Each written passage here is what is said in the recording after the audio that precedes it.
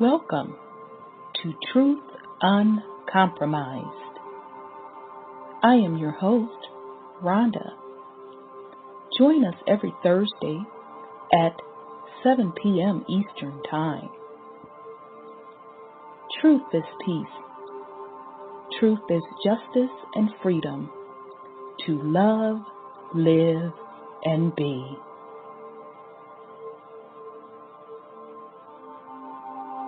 Music provided by sourcevibrations.com.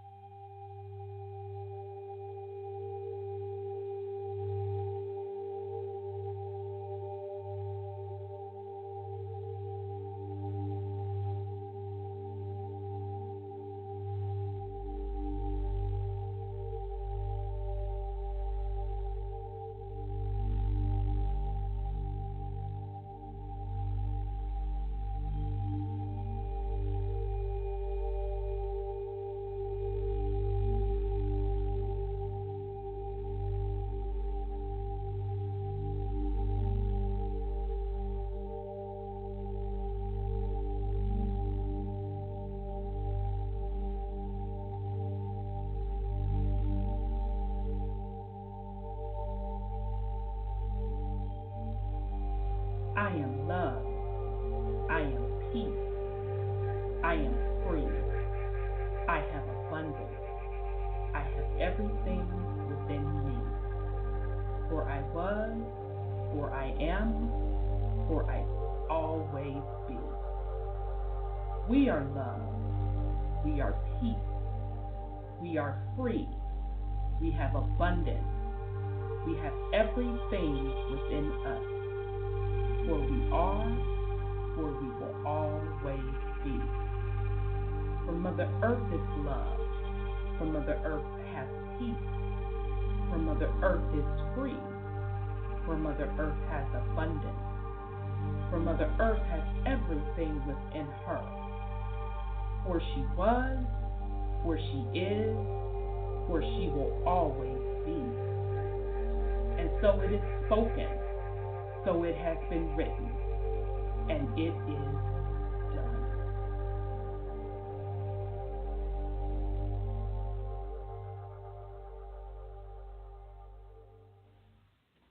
All right, family. Welcome to the Truth Uncompromised show. I am your host, Rhonda, and we have a great show planned for you tonight. Actually, there's a lot of stuff going on we need to talk about. I want to do some follow-up from a couple of weeks ago. I know I wasn't able to make it last week, so I want to do a follow-up. And then in addition to that, we will definitely get into our topic tonight, which is about step into your inheritance. So we're going to talk about that. We're going to talk about your physical inheritance, how that's divine birthright that you have associated with that, as well as your spiritual inheritance, and what does it all mean to you and for you, and how do you get your inheritance? Okay, so with that said, I am going to bring on my co-host. I see Brother Wendell. I think I see you, sis, and then I see you, Brother Sean. So hold on a second. Let me bring in Brother Wendell. Greetings, brother. How are you? Greetings. I'm all right. I'm like a jar of sauerkraut. I'm good. You know what I'm saying? Oh, why sauerkraut? That is so funny. Oh, boy. I made some more of those Indian version of the Crowder peas. I thought about you because I put some brown rice with it, and it was slamming, of course. All right, then. Well, I'm glad all is well. Glad all is well. Let me bring in Brother Sean, and then I'll bring in Sis. Here we go. Greetings, Brother Sean. Uh-oh. Think you're on mute. Greetings, brother. Okay, well, I've unmuted you, so just come on in. Oh, this is Sis. Okay. I just brought somebody on. Hey, this is me. Yeah, I'm sorry. Yeah, right. Brother Sean changed his call-in number, and I'm just all off kilter. So I'm sorry about that, Sis. Greetings. How are you? I'm fine. How about everybody? Exciting time coming up. We may just be getting our inheritance. Yeah, because I want to also talk about, and I hope Sis Lioness joins us, drops in and joins us as well if she gets in the queue and puts something on it, because she did several shows on the September 23rd implications. And Sis, I know you've been talking about that for a good year, at least. Well, you know, year.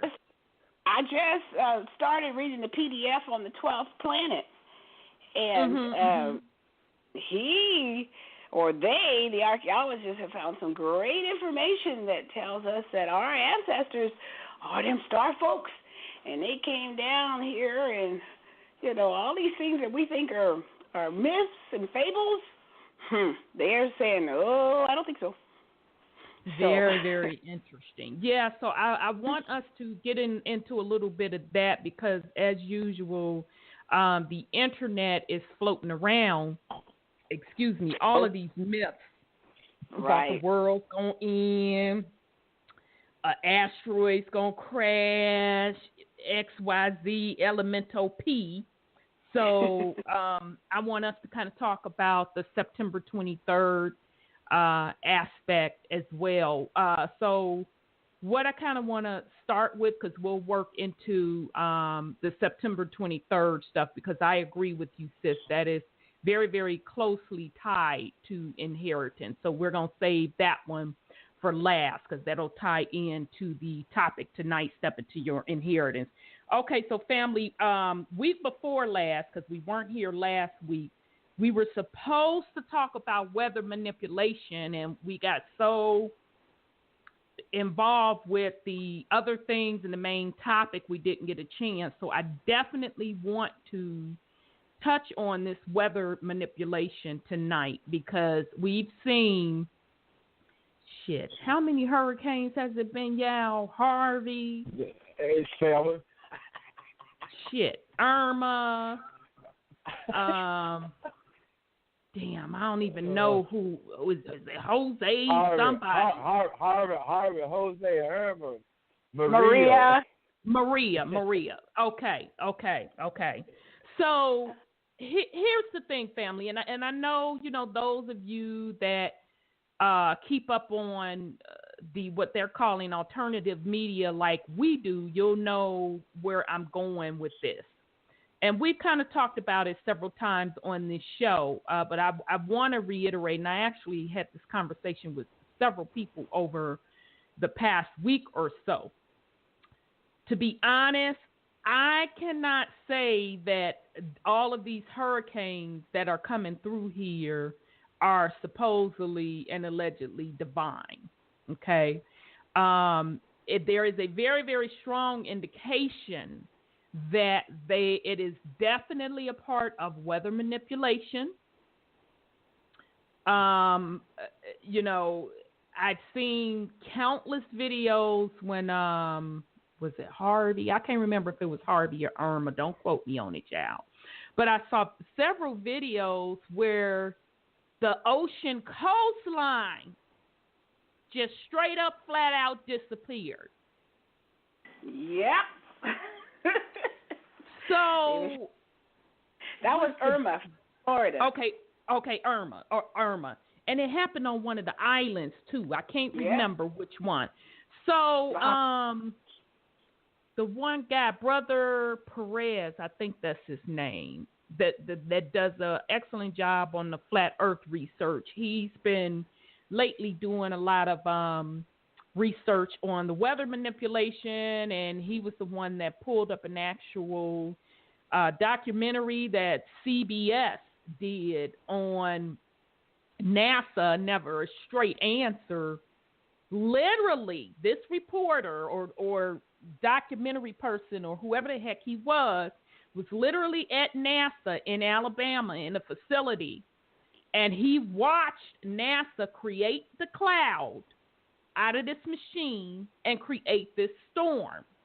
Okay. And since then, other people have been digging up clips, and Sis D, I have to give it to her. She's been also digging up clips and putting them on YouTube where folks have filmed where they have caught them what they call cloud seeding. So meaning they create the mist that goes up into the air like a cloud, and it creates storms, okay? So this is one of the reasons that I truly, truly believe that it's weather manipulation. Now, I saw when the particular ocean disappeared off the coast, and on one of the videos, I always read the comments on the videos that folks put out, because a lot of people drop a lot of jewels in those comments. So somebody said in the comments, and it made sense to me, that what they think was happening with that coastline disappearing is that the storms that they are creating is also sucking up the water off of those coastlines. Okay, so in other words, the combination of them creating these storms kind of zapped some of that coastline to make that storm even more powerful.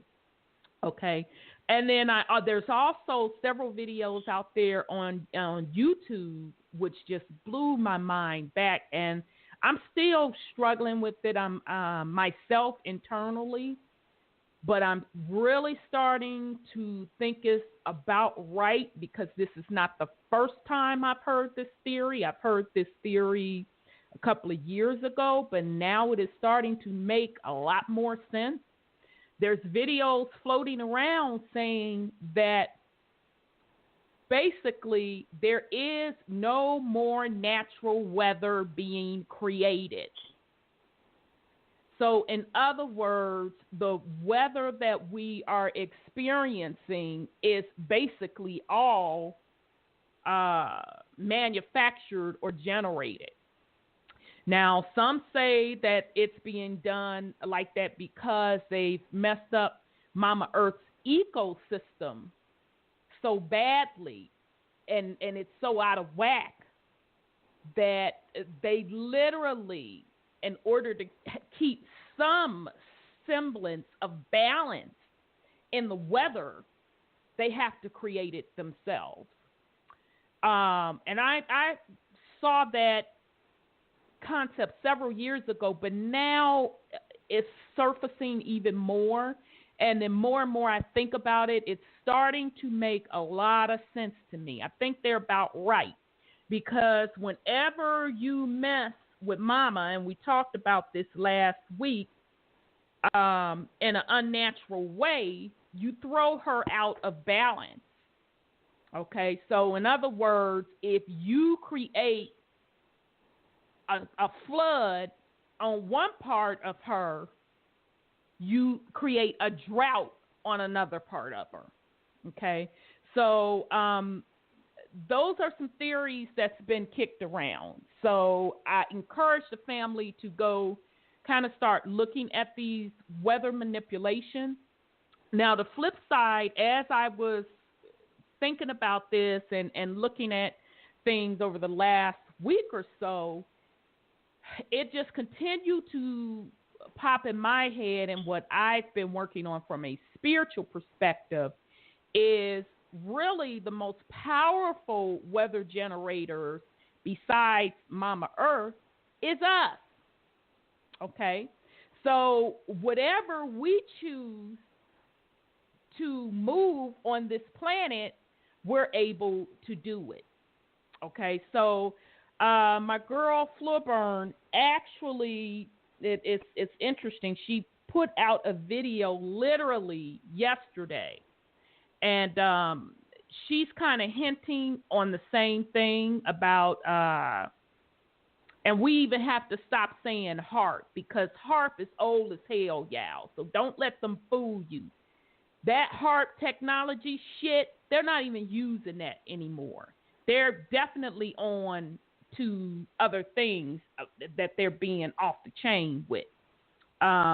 So even this particular video that she put out, she's talking about the same exact thing, which I thought was very, very interesting. So I'm going to try to find this video. I'm getting ready to get pissed off because I know I upload. Oh, I found it. But before I do, does anybody have anything they want to put on it before I go into her video talking about that?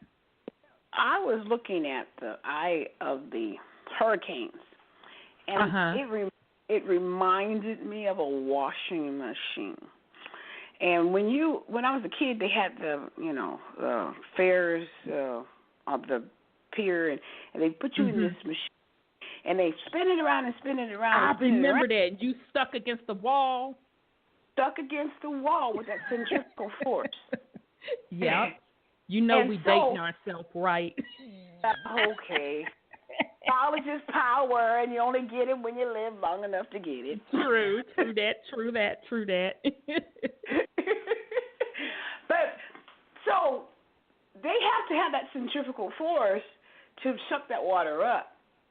Mm-hmm. But it's also another force where things go from the highest to the lowest. So once it sucks it up, it has to come back, and it's not coming back. You know what I think? Oh, I'm sorry. Go ahead. I didn't mean to interrupt you, sis. So I think the theory is that they're making it is a little stretched, but I know spiritually, according to the almighty script that we got out there, that's supposed to happen in the latter days, that the oceans are going to dry up in the lakes. And what I was thinking, that they have those machines, they didn't, back manufactured space vehicles.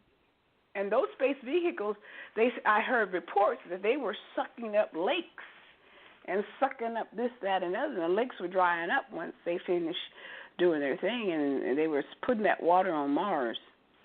So that's another point to throw in the mix. So, so that's what, I'm saying.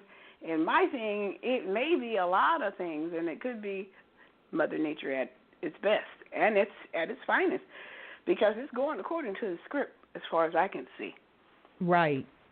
And that makes sense what you're saying from the scripture perspective, because I thought about that also. And, let me just be clear to the family. I am not a Bible thumper at all. But I enter and understand what people typically use the Bible for.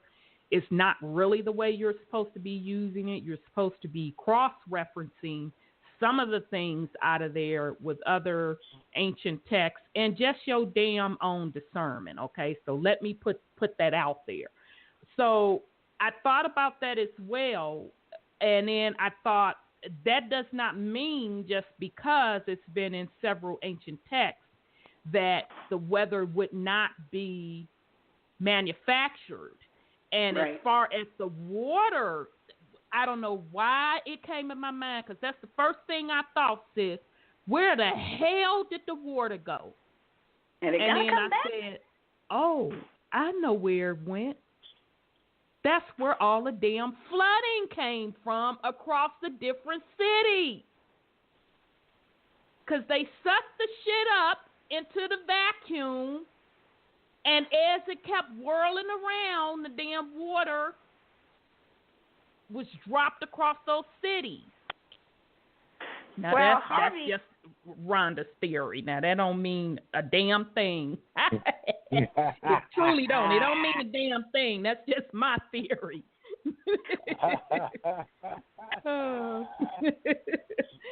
That's true. They said that in Harvey they opened the levees because they wanted to save downtown. Because what in Dallas? No, in Houston they opened the levees. I'm sorry, in Houston. That's what I meant. My bad.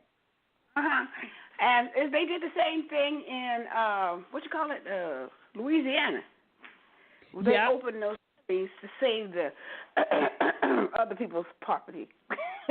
Yeah, and you know, it's interesting. Brother Kel is texting me, and he's saying, let's not forget that Russia weather control is more powerful than HAARP. Absolutely. They are all in it together. Absolutely, brother. And that's the point I was trying to make, that HAARP that, you know, most people think of when they think of weather control, that shit is old. Because as a matter of fact, I think the U.S. court, stinking ass, sold their HAARP to another nation. I can't remember which nation it was. It could have been Russia. But anyhow, most what they call world leader nations have weather manipulation capabilities because they use it as warfare. It's a form of warfare against each other. Oh, you say you ain't going to do XYZ, such and so? Oh, okay, then let me send some shit your way. So it's literally used as weapons against one another. So, you know, Brother Kel is right. They're all in it together. Most of those nations have some sort of weather modification program, and we know it's true because they did documentaries on it, admitting that they were testing and they're able to create storms. So if they've already publicly come out and said they can do it, and they show you they could do it, just think what they showed you, they're at least 20 times further than what they're showing you publicly. Well, you know, right now we're in a lot of financial crisis with the debt.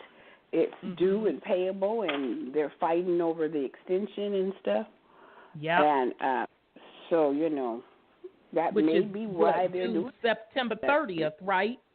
Yeah, it was due September the 30th. So I understand they got a 3-month extension because they threatened to do some termination of the planet. So now I don't know how true that is, but they had. But you know, the only way to make a person broker is to continue to make them broke by making them pay all this money to recover. So that's what I would do if, you know, somebody owed me some money and, you know, well, I'm going to come after you to get it. And maybe that's what they're using the weather wars for. And I think that it's all of that. You know, part of it is, of course, to from an economic standpoint. You know, part of it they use for military purposes, although in this case I don't think it's so much that. I think the main reason is it is a spiritual component to keep the people up in arms about all of these storms, being fearful of what's going on, and not paying attention to the energy shift. Right. Because that's what's important, what's going on. They did it with the eclipse. Well, I also heard they're going into those FEMA camps and not coming out because this guy, this announcer was getting a guy, a European. He was sitting on the street. He said he was in those FEMA camps and he got out of them because he said they were getting rid of folks there. So the guy said, "What?" And he was right in the interview with this guy. It's really strange. Mhm. And I mean that could be true. I'm not going to say it's not true, but either way it goes, it's still another fear tactic. Yeah, it is. It's another fear tactic, because if we keep every time they, and y'all can't see me, but I'm doing a little quotation mark, this motherfucking invisible they is it's like the goddamn boogeyman. That's exactly what it's like.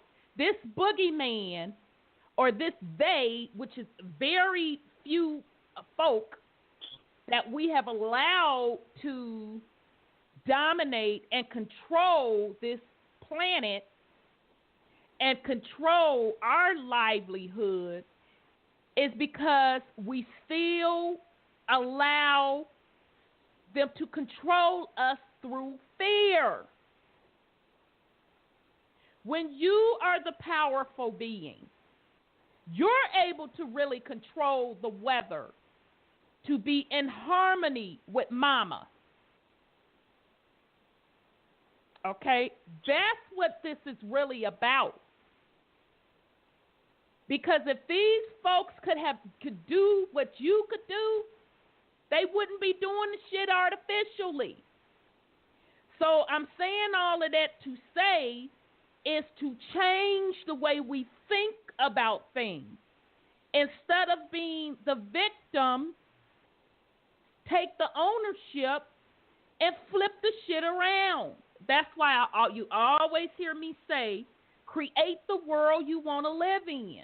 But if we stick in this victim mentality, then whatever the enslaver puts out or throws your way, that's what you're going to be the victim to.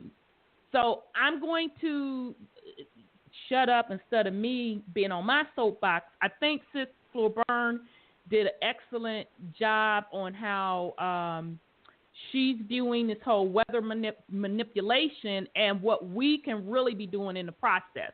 So this is about 14 minutes long. I'm going to play that.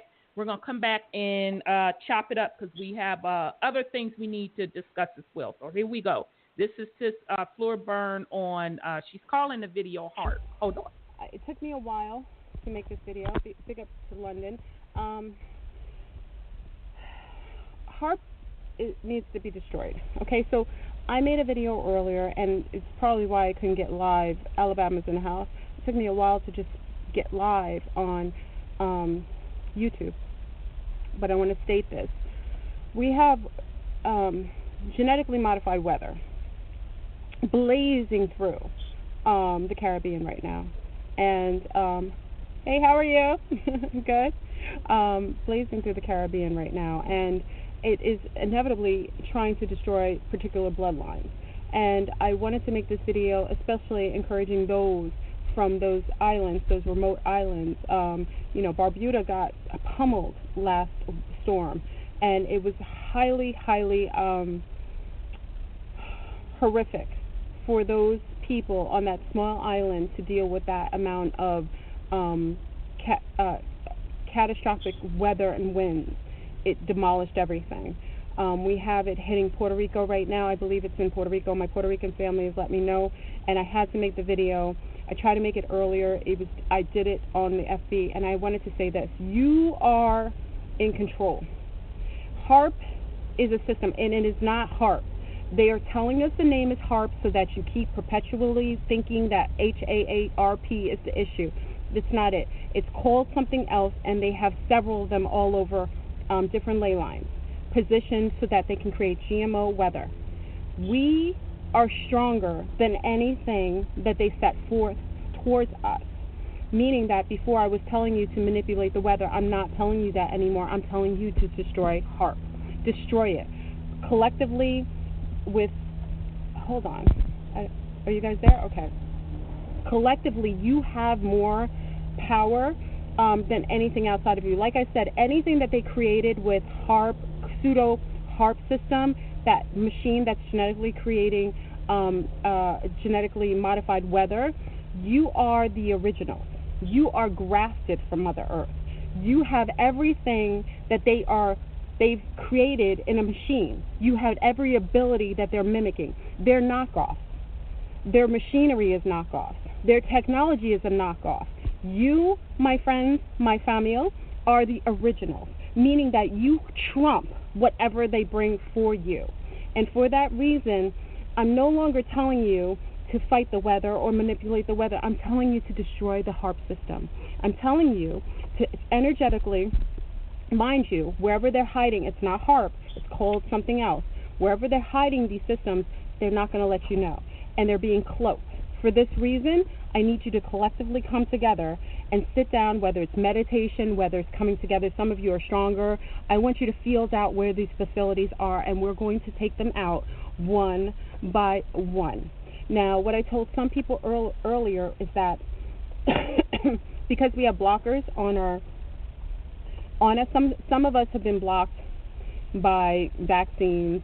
The low elf waves blocked our consciousness so that we can't find things, even if we're trying to get out there in the astral plane and find these facilities. They cloak them. They're using occult rituals to cloak them. They've got all kinds of entities watching and guarding these systems, these facilities, and also they're cloaking it with ET technology so that you can't see it, so you wouldn't be able to see it. But I'm going to tell you how to surpass this.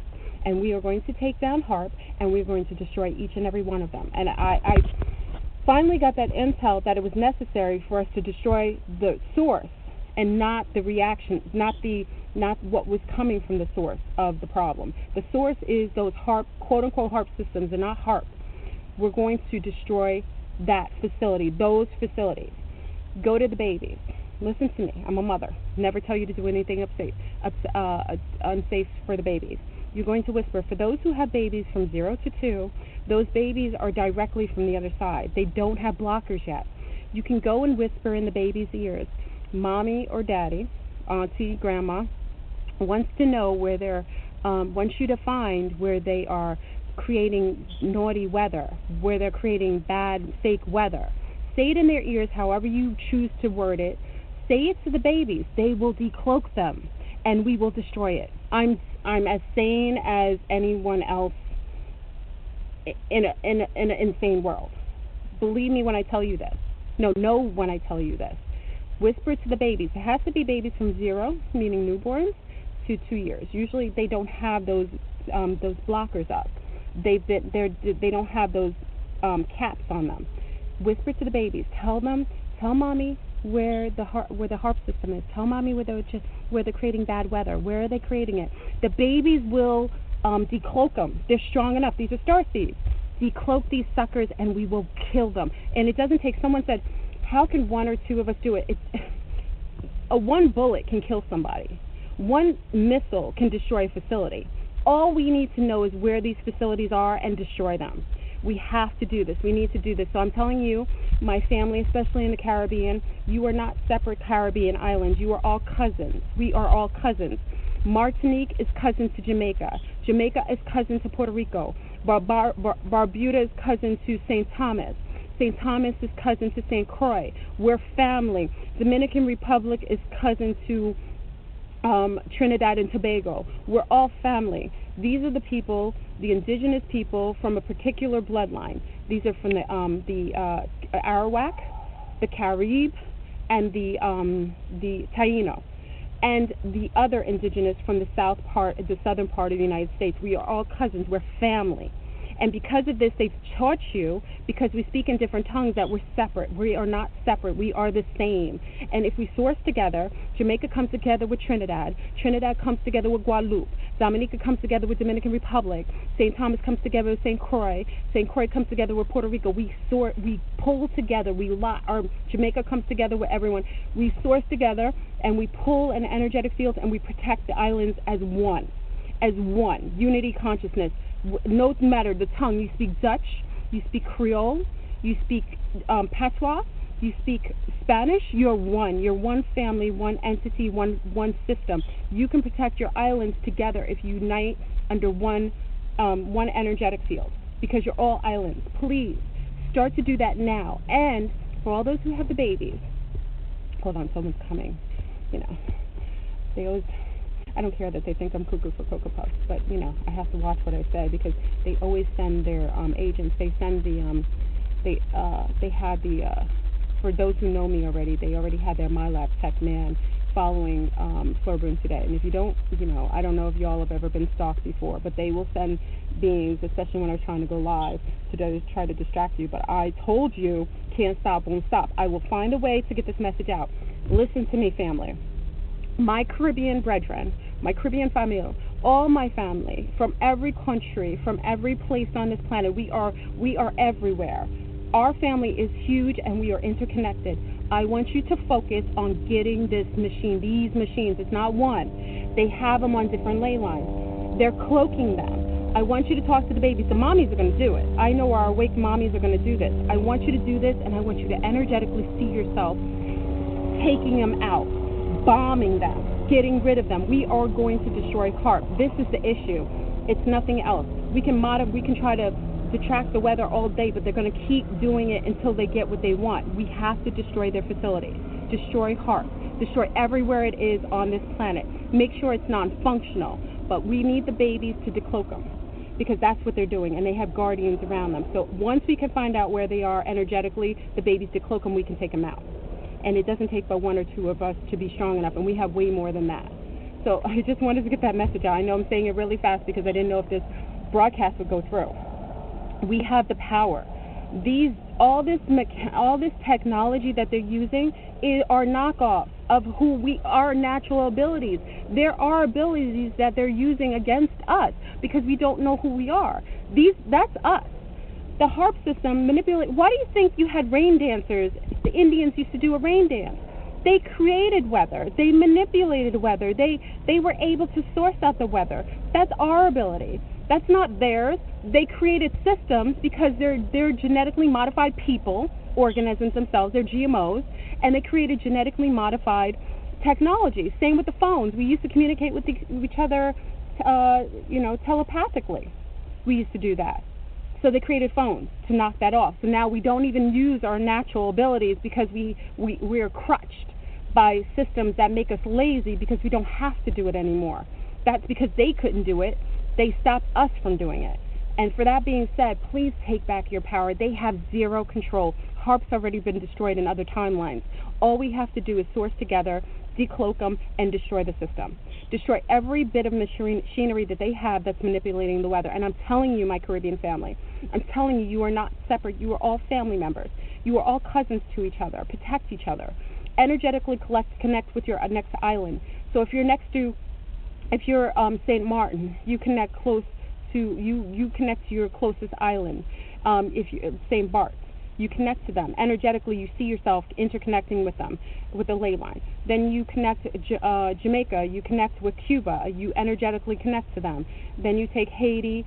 Obviously, you're on the same island. You connect to your Dominican brothers and sisters. They don't want you to be bonded together.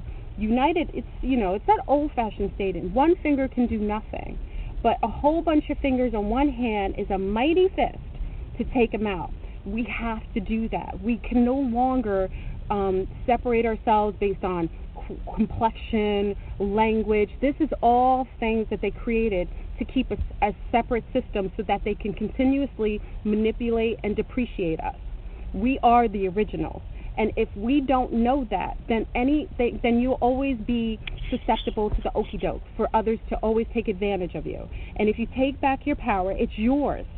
It's yours. Don't give a knockoff any more credence than it deserves. You are the power. You are the most powerful person on this planet. Please take that back. Please, my Caribbean family. The storm is coming about, and you have more control than you ever believed. You saw what we did with Irma. That was our collective power that moved that storm west. We did it, and that's a fact. We sat on the back lane. Many of us, cultists, witches, galactics, all of the beings on the back lane made sure that storm moved further west. You have the power. Source together, stand together, stop separating, stop fighting with one another, stop debating one another. You're all one.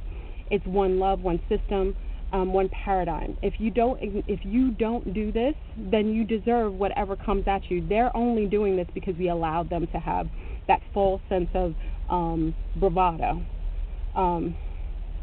Yes, divide and conquer. Thank you, Dondre. That's all they're doing. We're too busy fighting or looking at whatever distraction you have, that you don't realize that you always have the capability of doing this. And I always said this before on the blog talk. I said it's the same thing like with the Wizard of Oz. I like to use that because it's amazing. It's like this young lady gets taken away in a blizzard or a tornado, right? She gets blown into another dimension. She's there. She feels lost. She feels insecure. And she finds aspects of herself. The lion was her bravery that she felt that she didn't have anymore. She found the scarecrow when she felt like she didn't have her wits, her brain. She found the Tin Man, who she felt like she lost her heart because she felt heartbroken about Toto, what have you. And at the end of the story, when she reaches Oz and finds out that the Oz is nothing more than some sort of charlatan pretending to be magical, he can't give her what she thought she needed. And then Glinda the witch tells her she had the power all along. Go figure, she had to go through these trials and tribulations just to find out that she is the source of the control. She has all the power. She always did. She could have gone home from the Giddy-Up, but she had to learn these lessons. You know these lessons. You've been doing it. You've been fasting. You've been eating well. You've been meditating. You've been crystal rocking. You've been creating higher frequency. You've been doing this, so you no longer have the lessons should have been learned. And now, if you've learned it, if you know yourself, you'll know that you've always had the control. Everything outside of you has to do with what's going on in you. And because of that, you can do everything, anything. Nothing has more control over your environment but you. And if you know that, own it. This harp system, pseudo harp system, because it's not harp, and that's the name. We got to stop using the name. I don't know what to call it right now, but it's not what they think it is. You just have to own it, know yourself, and rock it out. Okay, so excuse me. I'm sorry. I get excited and a little dumb. Okay. So that was Sis Flor Burns. She put that out the other day called Heart Caribbean Family. You have the 13th power. Okay. All righty. So did anyone want to put something on it? If not, we'll move along. The point I just want to make with all of these storms going on, I feel they're manufactured. But either way it goes, we each individually have the power to create whatever we want on this planet. That's why I always say create the world you want to see. Exactly. I'm sorry, sis, go ahead on. Well, I agree with her, like 99.9% of that, because that comes to the inheritance that we receive. Exactly.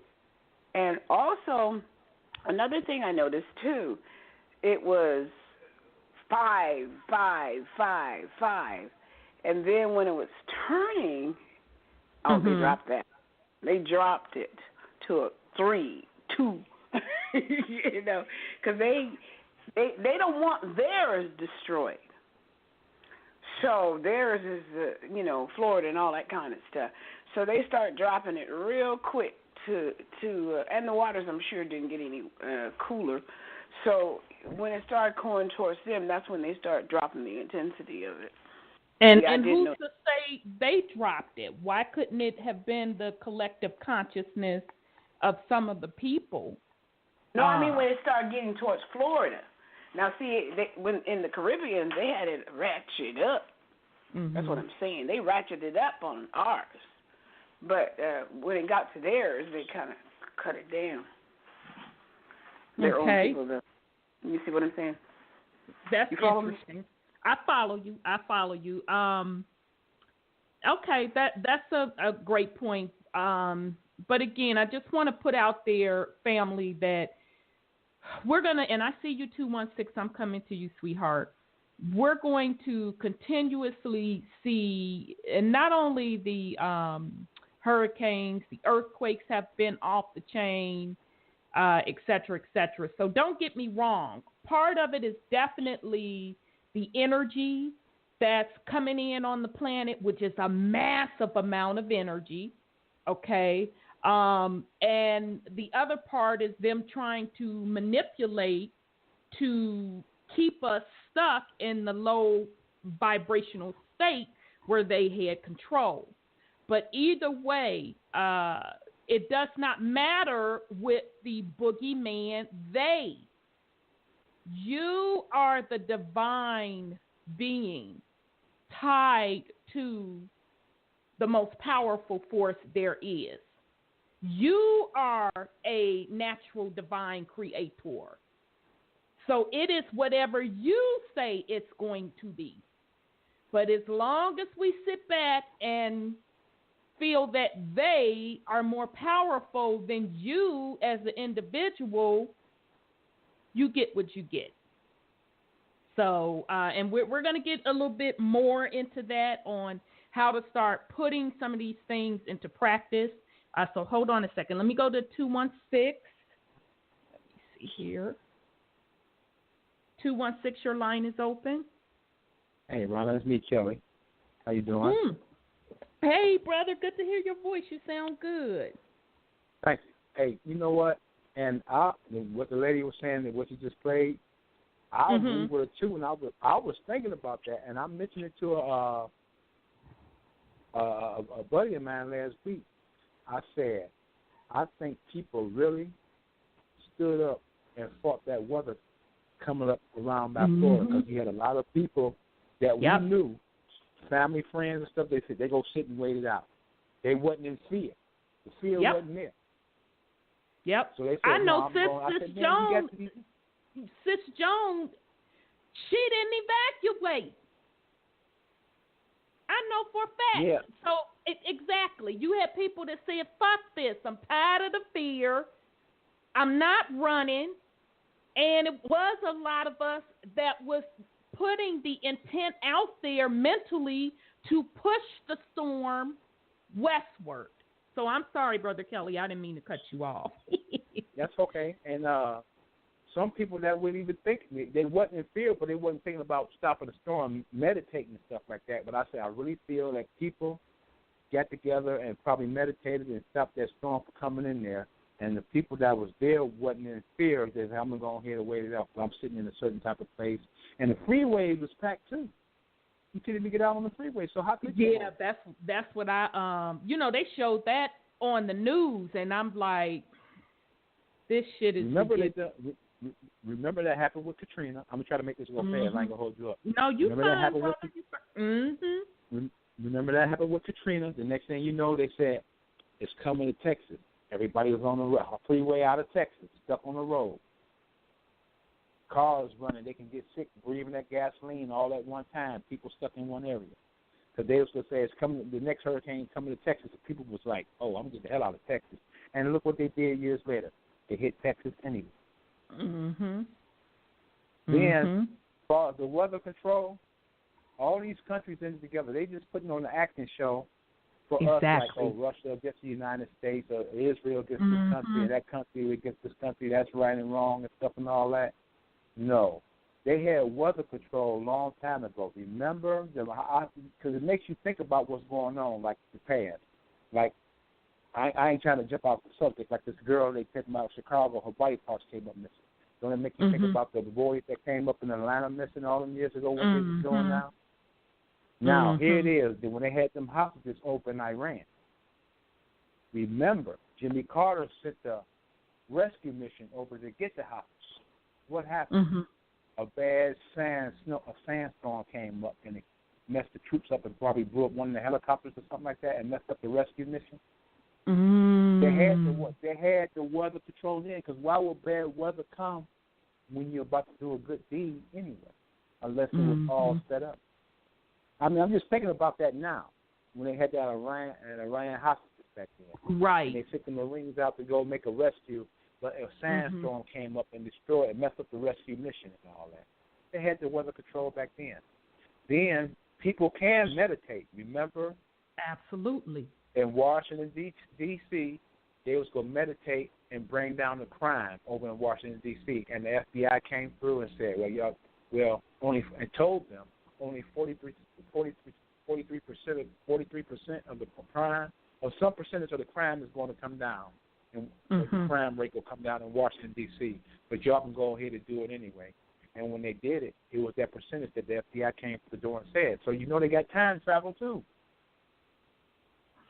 Right, and that is true, but let me put it to you this way. If the FBI knew that the people said they're going to pray, because whether or not you say you're going to pray, whether or not you say you're going to meditate, whether or not you say you're going to do a ritual, you are still creating at that point. Although prayer is a little bit different because you kind of asking somebody to do what you really should be doing yourself, okay? So if the FBI came out and say, well, yeah, you could do that, but this is going to be the percentage, that tells you that they know that you are a creator and what you can do. So I don't give a fuck if they travel ahead, behind, to the side, to the now. We have the power. That's the bottom line. It's with your mind. I always had this conversation with people. You don't beat them on the physical. You beat them on the spiritual. Right. That's where the power is. And this is not man doing this. These are soulless creatures that got our gold and paying these politicians to lie to us. Oh, it's we bankrupt. Oh, it's a debt ceiling. Oh, it's a fiscal cliff year. Oh, it's this. Oh, we are in debt. Oh, we got this going on. They paying these politicians with our gold that they got, because you know they talk about the Social Security cards now. They talking about all this stuff now. If you got our money, you got all our money spending up, making all these weapons and stuff, and causing all these wars, and you using it against us. And they paying. It's not man doing this. They controlling man with our money. Agreed. And why are they controlling man to do these things? It's to keep power and control. Exactly. For the lower entities to keep the planet vibrational state at a lower level where they can fucking operate. Right. Fear. And that word fear you use. They try to keep us in fear. Exactly. Fear. Absolutely fear. Totally 1,000% agree with you. Agreed wholeheartedly, brother. Right. So they doing these things, and if we just look at the past, what was going on in the past is just coming back to home to roost today. Like, oh, these boys come up missing in my mind. They finding all kinds of cures to help them out to live, to keep on doing it. Because if they're calling us useless eaters, that means, look, you ain't doing nothing with your organs no way. You put everything in your body, you don't need it, so we go take it, because y'all ain't nothing but useless eaters. They're using us, keeping us down with fear, and taking advantage of us at the same time.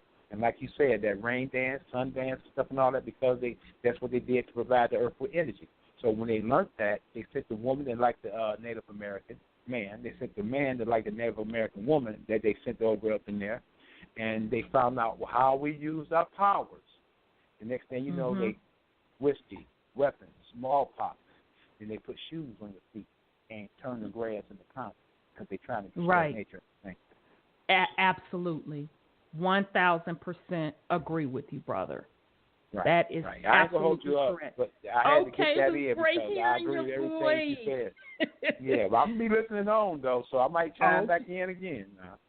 Okay. You want me to leave your mic open and you come back in, or you want me to put you on mute? It's totally up to you. You can put me on mute, and I'll come back in. I'll hit the button. Okay, then. Sounds good, brother. Peace and love. Good hearing your voice. Peace and love. Right. Okay, let me go to Sis Lioness. Let me bring her in good, because I wanted her in anyway to talk about September 23rd a little bit. Okay. Peace and love, sis. How are you? Oh, I'm much better now. Thank you. I'm great, and everybody's great. Thank you for your topic, too, because it's in sync. It's so in sync right now. It's everything. I just got on a little while ago, but or in addition to, think positively, everyone, because this is also Mom talking. Mom carries with her a weather god also. And this is to make a clean sweep of all of the negativity that came to be. And it's the closing down of some of the theater, the plays that were out there. So it's all of these things at the same time, these cycles, but it's positive. Those names, that's what I'm doing on my calls, okay? And I truly want to speak with Sandra to do something for the 577 and the 578. Yeah, that's her now, thing. okay? She's been talking about that for a minute. Because all of this is together. And I'll give you a little tidbit. Jose is Hosea. Look that up in your Bibles. Hosea. But Hosea is Yeshua. And Yeshua, go back to Ophiuchus, is a female energy as well. But even what you're seeing played out on the weather, on the news, is the signs and symbols of what is to happen right now. It's only hours and days and only a couple of weeks left of all of this. Not that everything ending, but because some people have raised their vibrations, have raised their ability to think of a more spiritual nature and check in their emotions and check in their physical. And yes, saying, I'm mad as hell and I ain't taking this shit no more. So say that and do that, but do it righteously, and you have helped everything.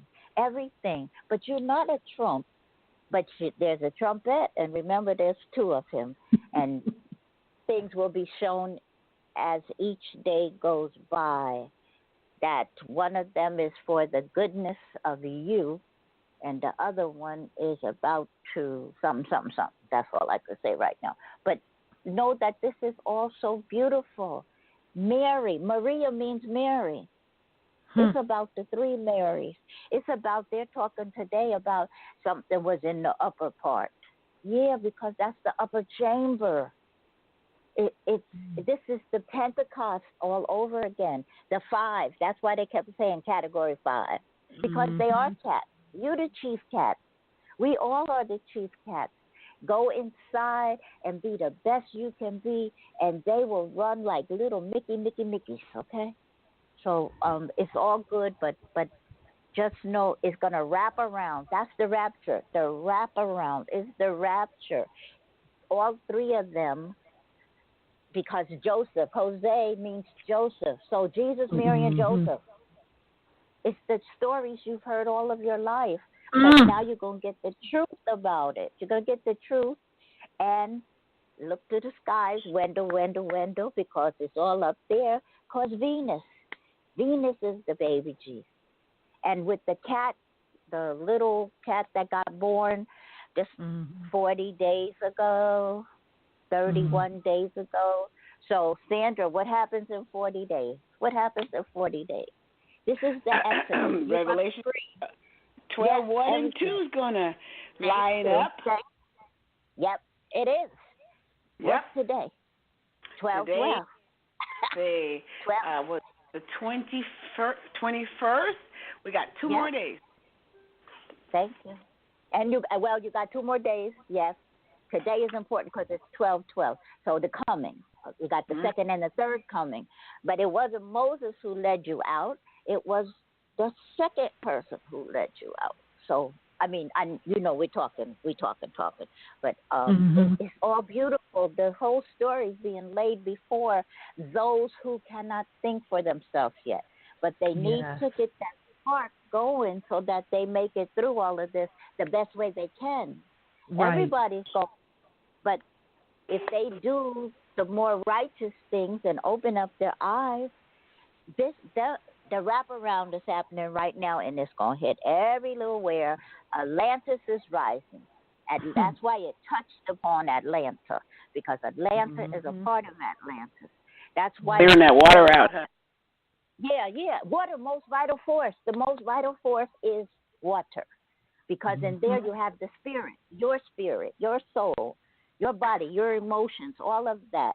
And then you go as what do you call him just said, you go create everything. Right. Create it righteously this time. That's all. And you're getting those who deal with money, because you know I don't deal with money, but you're financing. Hosea, one side of it means salvation. The other side means salvation. One salvation on the masculine side means financial salvation. You're going to get that. Even though somebody was jugging with us before and all like that, it still was going to happen anyway. And it's about to be right and smack in front of everybody.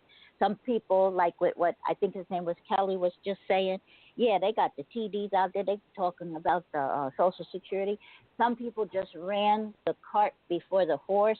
The testing and everything was not ready because they had, right, because they had some people, like who we were dealing with before, who shouldn't have been placed in the head of the project office. The project office has to be orderly. That's what 1212 says. Cosmic order is in place as of today, along with the equinox and everything. It's on. It's beautiful. Just think positive and be righteous and listen up and do your homework. For those of us who have done our homework, we are to share, and we're sharing with you. And look, we're sharing with each other to help each other to put the rest of the information out there. And everybody got their part. So if we can't tell you, look how close we all are. Look how close we all are. And 923 and 923. Osiris. 923. So it's there. But 930, everything gets shut down, though. Look out for 10-1. 10-1 is triple goddesses and gods all over the place. New beginnings. New beginnings. Listen to Rhonda's thing. Put Sandra's stuff about and the Feast of the Trumpets is when, Sandra? They blew the shofar today. Thank you. Okay? Now, trumps.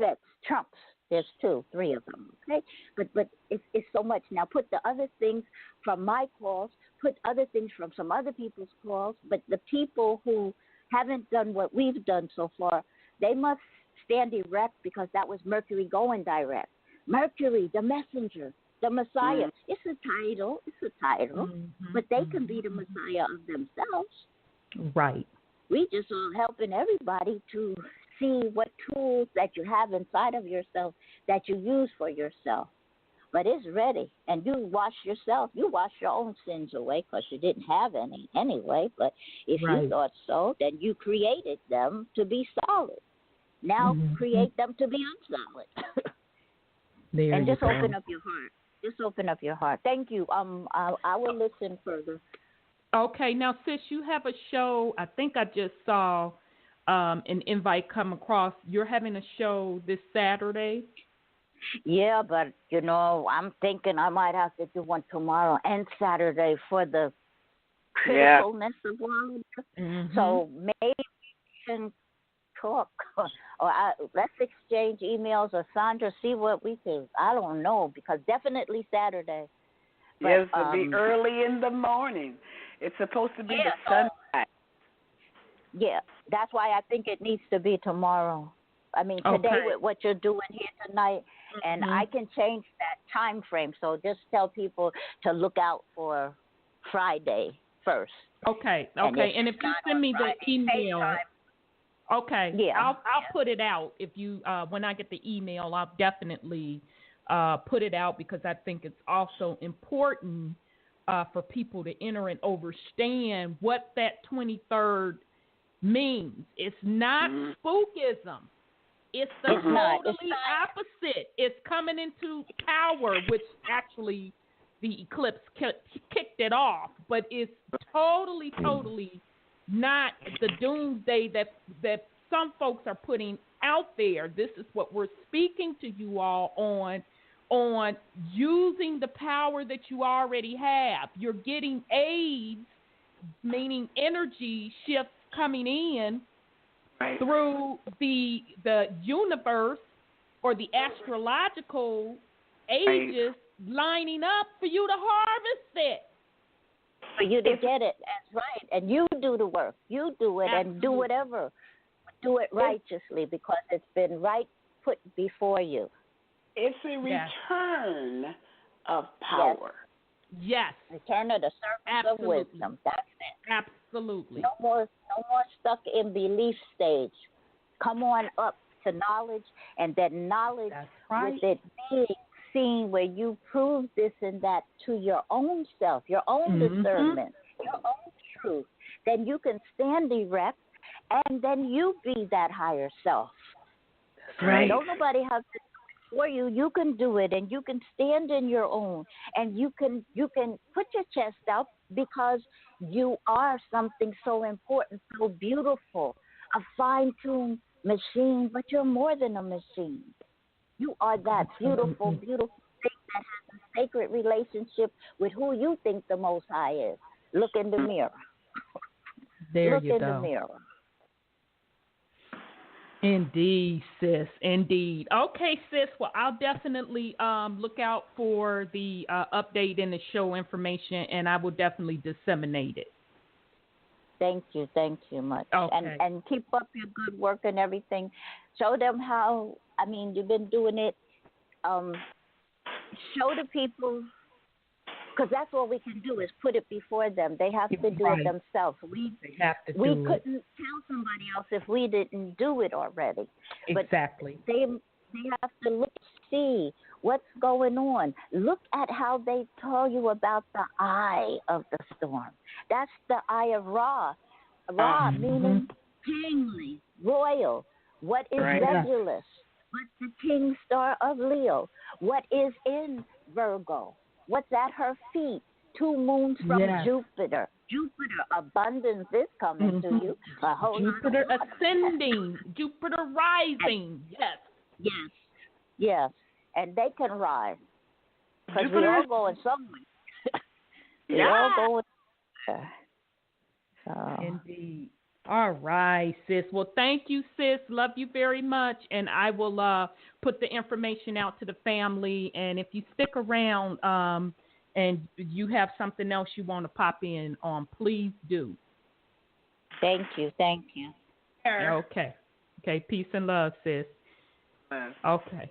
All right. I think this is Brother Sean. Let me bring him on. Let me see here. Peace and love. Peace and love. How are you tonight? Oh, I'm good. We're good. Peace and love. Sit back. Peace and love, brother. It's good sitting back listening to Sis Line. She blow me away every time. I know, because she just brought chills to me when she broke down the name of them damn hurricanes. Jose, Mary, or you could say Mary, Joseph. That's deep. Is all I can say. Yeah, because Irma, if you change those letters around, you can read. Yep. Very, very, very, very, very interesting. So, okay, family. So that is our thing on the storm. Just a real quick follow up. I know the last time we was on, I kind of really went in deep on the parasitic behavior of, and I'm speaking specifically now to my melanated brothers and sisters, because I gotta put it out there the way it is. So I have been getting on the melanated men, particularly, not all of them, my brothers that are imbalanced, definitely Brother Sean and Brother Wendell.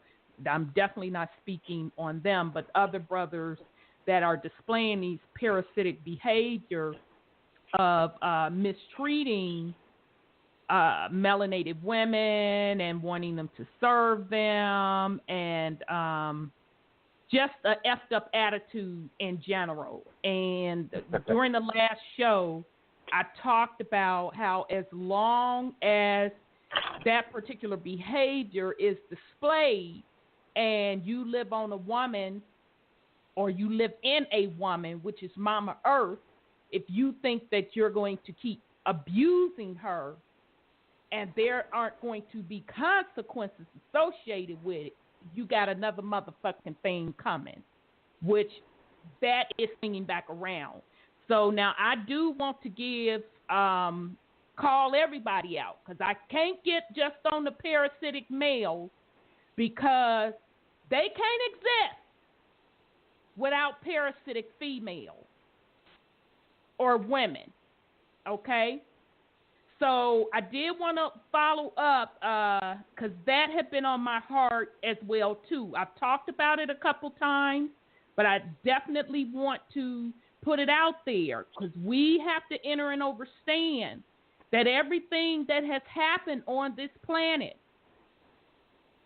we have allowed it to happen. And, yeah, a lot of it was definitely experimentation, being knocked out of our positions in order to experience this physical, and even falling further. Some of it is because of mistakes, a lot of it breaking divine laws, okay? But with all of that said, everything that happens on this planet, we have consciously and subconsciously given permission to it.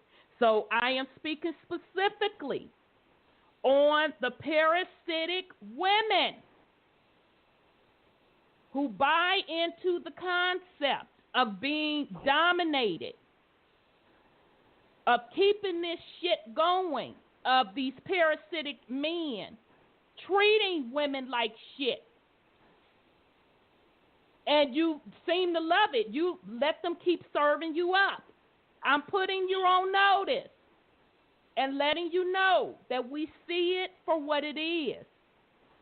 Now, if that's the world you want to participate in, you're going to continue to do that. But we will no longer accept that as the norm on this plane or any other plane. Okay? So now, just in case you don't know what the fuck I'm talking about with a parasitic woman, because you know I can MF and SB quite much, and I know that can be a little too raw for y'all, so I'm going to let somebody else that does it in a nice way. Because, see, I really just want to get street with y'all for some grown motherfucking women, letting somebody treat them like shit, and giving these parasitic assholes power. So now that's my raw version. So here's a very nice, well put together version, and I have to give props to the sis. She's going to do it so much lovelier than my MFing and SBing. Sis Floor Burns, she did put out another video. Because, see, I go in a little more raw on they ass because I have had it with the stupidness. And we not talking no youngins. We ain't talking about the R. Kelly victims. I truly see those babies as victims with his parasitic, stinking ass. Okay? Those babies I feel for. You 15 messing with a motherfucker in their 40s, yeah, that's programming you to be treated like shit. I'm talking about you old hoes. You know what time it is. Letting these men pimp you. Yeah, I'm calling you out. Yeah, brother. But not attacking the gay community. But you see it with the women nowadays. These aggressive women pimping other women. Oh, what? See, now you put me up on game. I didn't even know that was going on. Yeah, I mean, you didn't know that? With the no, dyke community? I didn't know that. The dykes just as aggressive as men. They got multiple women, They pimping these females, making them go to work for them instead of, the same as men. Damn, I didn't even know. Now, see, you know what? That's a shame. And I definitely don't have any judgment against how somebody wants to live their life sexually, your sexual orientation. That is your business. I don't give a damn. I am specifically speaking on parasitic behavior. Exactly, okay? That's what I'm saying. But women are a part of that parasitic behavior, just like how men sit up and use women. You have these females that sit up doing the same thing. Yeah, they have trafficking, a lot of human trafficking going on. And become epidemic.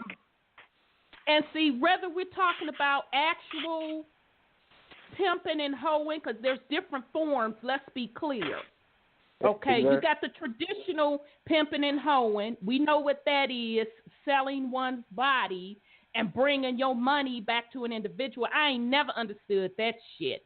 But, okay, that's just one form. I'm talking about, now I'm finna go raw, and I promise y'all I'm going to get to Sis Fleur Burn, and she's going to do it so much lovelier. But I got to bring all the motherfucking scenarios so I could be clear on where the fuck I stand. Okay? Let's go to the second form of pimp-hoe situation. You got these hoe pimp motherfuckers running around talking about some they want polygamy, but the bitch can't even pay a motherfucking cell phone bill. And they got the women either going to get food stamps, living off child support that a baby daddy done got them, or they going out to work, but he got a polygamy setting going on. That's not how polygamy is supposed to work, sisters. Are you that fucking stupid? That's the second form of pimpzation. The third form of pimpzation, that you must serve someone else and not get it in return. There is not a partnership, that you are beneath that person, that you're solely put there to serve them. That's parasitic behavior. Fourth, all you side hoes, you're parasitic. You know the man don't belong to you.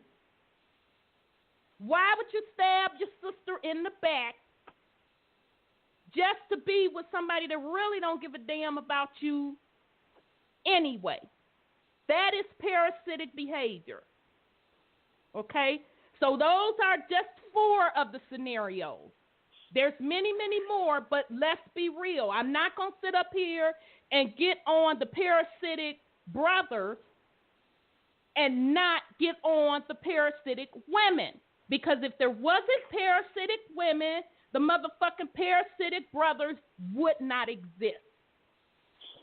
So do not think that we don't see you all. We see you very, very clearly, very, very well. You have been put on notice, and we want you to know that you can continue to do what you're doing, but you're going to be in your own low vibrational fucking state. It will no longer, that energy will no longer be perpetuated across our community or across this planet. So enjoy each other if that's the life that you choose. Okay, so with that said, I'm going to step off my soapbox, and I'm going to give you the lovely version of all of what I said. But Sis Fleur Burn puts it so much better without the MF and SB in. So her particular video, I kind of chopped it up because she did 30 minutes of it. But it's called, I chopped it up to about 10 or 15, something like that. They are using your Stargate Sacred Vortex Yoni as a graveyard to suppress the divine. So let me get to part 1. And we'll be right back. So now this is going out to all of the parasitic women. Be clear on what your motherfucking role is. And to the women that aren't participating in this, for you to enter and understand and overstand and recognize what that behavior really is. So here we go with Sis Fleur Burns. She did an excellent job with this. I just wanted to talk to you and just tell you that I need you to really, really, really love yourself beyond comprehension. Love your sacred space, your stargate, your yoni space. It's very, very important. That stargate is the most important stargate on this planet at this point. And the stargate I'm talking about, the masterful vortex, your divine sacred space between your legs, your yoni. I hope it's adults in here, and it won't be too graphic. I'm not going to keep it too graphic, so don't worry about. Excuse me. I get a little husky in my voice when I start talking a little naughty, but this is a serious conversation. Many of these beings out here are utilizing, whether it's with your own consent or not, they're utilizing your sacred space between your legs as a graveyard. Yes, they are. Some of you are giving them permission. These beings, and I just call them beings because there's a host of them. It's not just one. There are many that are using your vortex between your legs, your divine vortex, your sacred space in between your legs, which is the most important commodity on this planet at this time, to depreciate and suppress you. And you have to know that every choice that you make to partner or mate with someone, that every time that they release their energy within you, if their intent is not to create life, then what will occur is the opposition, which is to create death. I know it seems so serious and it seems so dramatic, but it is that. And that is why there are so many abortion clinics all over the United States and other countries.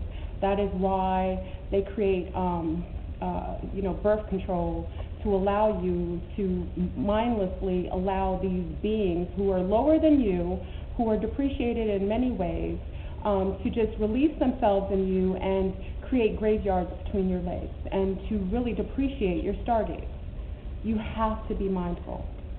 You have to be masterful. You have such a beautiful gift to bring forth life. That is why they negate us out of the Bible. That's why it's the Father, the Son, and the Holy Ghost, and they forget and they negate the female in all doctrines. The female is the one entity that is always negated and exmade out of it. That's why when you go to churches, it's mostly males who are head of the churches.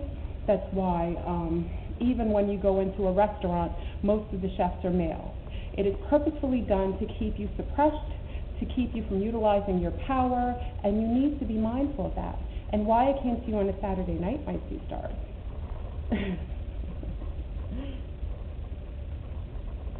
Because many of you are about to partake in that ritual. Many of you are about to partake in having perhaps masterful sex, unioning, mating, whatever you call it, and you are going to allow one of these lower field beings to release his energy in you just to depreciate yours. We have to start to take back our power. We are the, what am I drinking? Oh, I'm actually drinking ginkgo biloba tea. All right, yeah. I'm drinking this. I was going to have some mango, ginger tea, but I decided to have ginkgo biloba tea. Hold on 1 minute.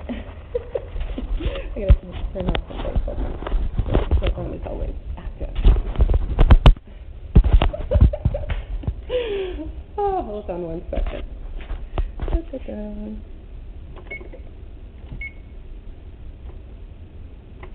I know, I'm doing live, so I can't really, during live, you kind of just get a wind of what's going on around me, okay? So, listen, I know I'm coming to you so last minute. Yes, And that young lady, we talked about it on the show about the young lady. I don't want to get into that. You already know they're harvesting you ladies. That young lady who was missing, she was harvested. That is my opinion. They are utilizing you. Who's utilizing you? Sometimes the person that you trust the most, and it's the person that you need to trust the least. Oh, thank you. Thank you, Circle Boy. Stop letting these undivine, lower field patriarchy between your legs. They're utilizing you. They are utilizing you to extend their own life and to take away from yours. We have to take back our yoni. I know.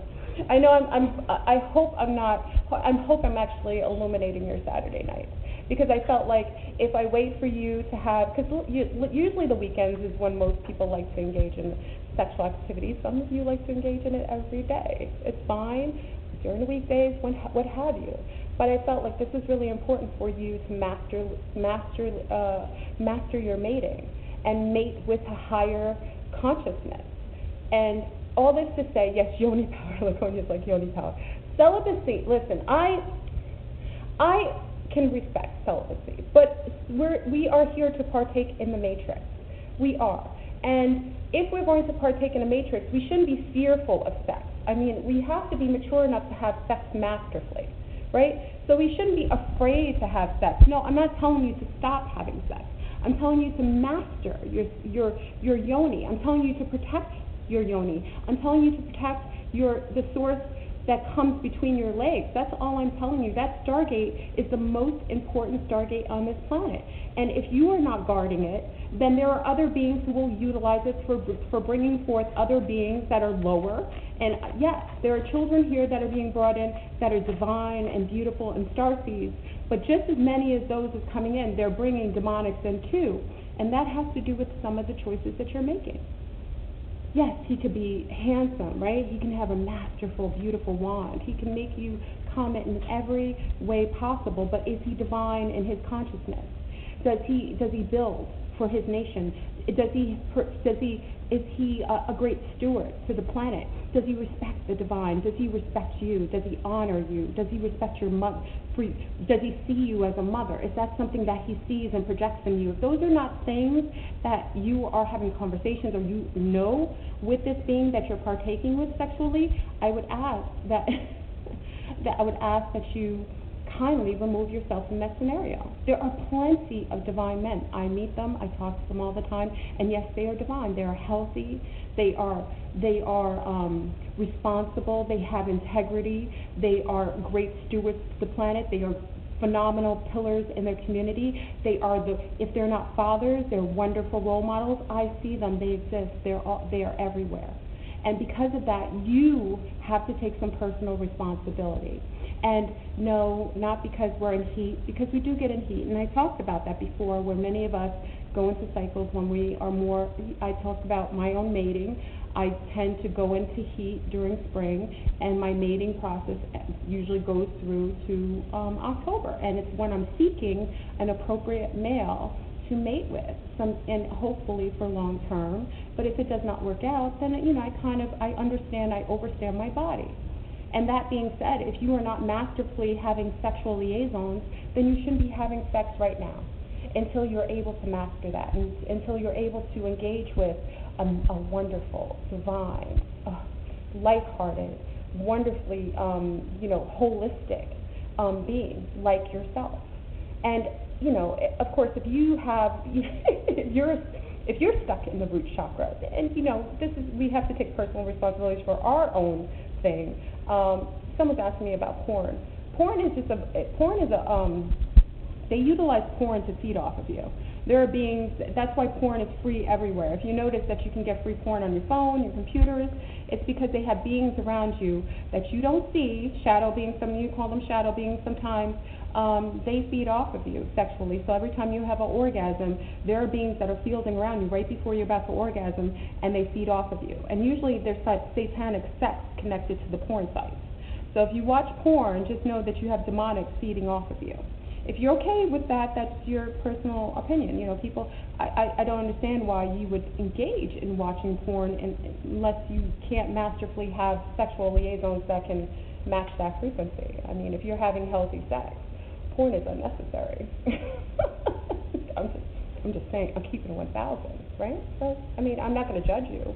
People watch porn, but just know what it is. And also, C-stars, you should be claiming your orgasms. You shouldn't be having mindless orgasms. You should, every time before you have an orgasm, claim it. And if the gentleman you are engaged with and he's healthy, you can ask if you may partake in some of the energy of his orgasm and feed off of that. We feed off of male orgasms, whether you know so or not. But if you're not claiming it and you're unaware sexually while engaging, while you're engaged in sexuality, then you're just mindlessly releasing energy that other beings are fielding off of and feeding off of. And if you're doing having sexual in a very depraved way, or very lower chakra, like that kind of like that drive, that savage kind of sexuality, then you're really having beings latch onto your. Probably you have beings onto your auric field that are driving you to have that kind of primal sexual drive. You know what I mean? So, no, you're not doing it wrong. You can't change what you don't know. Yeah, succubus and incubus will make you drive you to go into all kinds of sexual states that you would not normally do if you were healthy. That's all.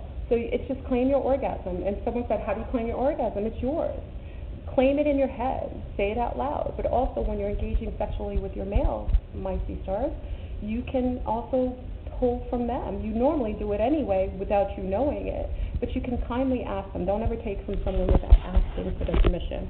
And if he's a healthy male, it should be an equal exchange. It should be a wonderful cylindrical exchange between the two of you, so that one is not being fed off of more and that they're depreciated and depleted. Because actually after sex, divine, if you know any better, you shouldn't be tired.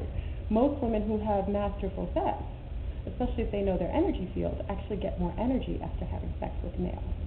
Okay, two females, someone asked me about same sex, two females generally don't get that pull and push. They have like a wave in their energy when they're engaging sexually with one another, two females. And males, I'm assuming it might be the same. I don't know between males. I can only speak on things that I know because obviously I'm a female. So listen, if you're going to have, I know I'm speaking, but they are utilizing your yonis. They're utilizing your stargates for graveyards. Every time they come inside of you, he is releasing, death squads in you because there's no intention to ever spark life. And, if that's the case, why would you allow to engage with a being that would feel okay? If he does not see you as a potential mother, you should not be engaged sexually with him at all.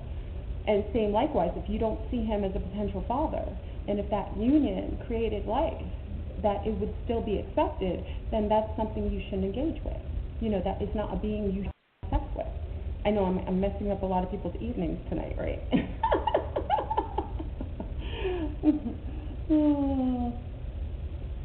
Yeah, I'm sorry. I just. Okay, all right, family. So that was Sis Floorburn. She actually had more to that video. It is called "They Are Using Your Stargate / Sacred Vortex / Yoni as a Graveyard to Suppress Divine." All right, so. We're going to move into the main topic unless somebody else had something to put on it. If not, we're going to keep it moving. Okay, so the main topic tonight is stepping into your inheritance. Okay, so how we're going to approach this is, everything the realm that we are currently in, everything has a physical component to it, and for every physical component there is a spiritual component. So we're going to talk about your physical inheritance as well as your spiritual inheritance. What does it mean for you, and how do you get your inheritance, or how do you step into it? So we talked just a little bit earlier about what September 23rd really and truly means. And I'm going to make sure that I get the information out to the family via the Truth Uncompromised Facebook page on Sis Lioness show that she's doing on Saturday night. She may do one tomorrow as well, as she's going to go deeper into this as well. Okay, so with that said, the September 23rd, and I'm not going to go into it really, really deep because there's a lot of people, and Sis Lioness is one, that can go into it in much greater details than what I can. I just want the family to once again enter and understand that that is not about doomsday. This is about another great celestial event that is ushering in new energy centers that you yourself have access to. And it is also telling you that the age has shifted for the power change to happen. And you, as a divine being that is connected to the source of all, have access to those energy centers. And that is also a part of your divine inheritance, or you've heard the term divine birthright. Okay? So that's from that higher level what the September 23rd is about. And I'm sure Sis Lioness is going to break down much, much more deeper each astrological component and what it really means. Okay, so from a physical perspective, if we take a journey back and information that we have uncovered recently, and we have our Dr. Benz who's done it, all of our master teachers that have taught us about the true empire and kingdoms that the melanated people ruled. We talked about, you should know at this point about ancient Kemet. At this point, you should know about the civilization of the Olmecs. You should know about the Aztec civilization, and you should know about the Moors in general, and you should know that even with Europe, because today we associate Europe, well, not us per se, in this space right now. We know the truth. But the general populace associate Europe as being Caucasian derived, and that is not so. Even the melanated population ruled Europe. Okay, so this is why I can comfortably say, and that even goes for Asia.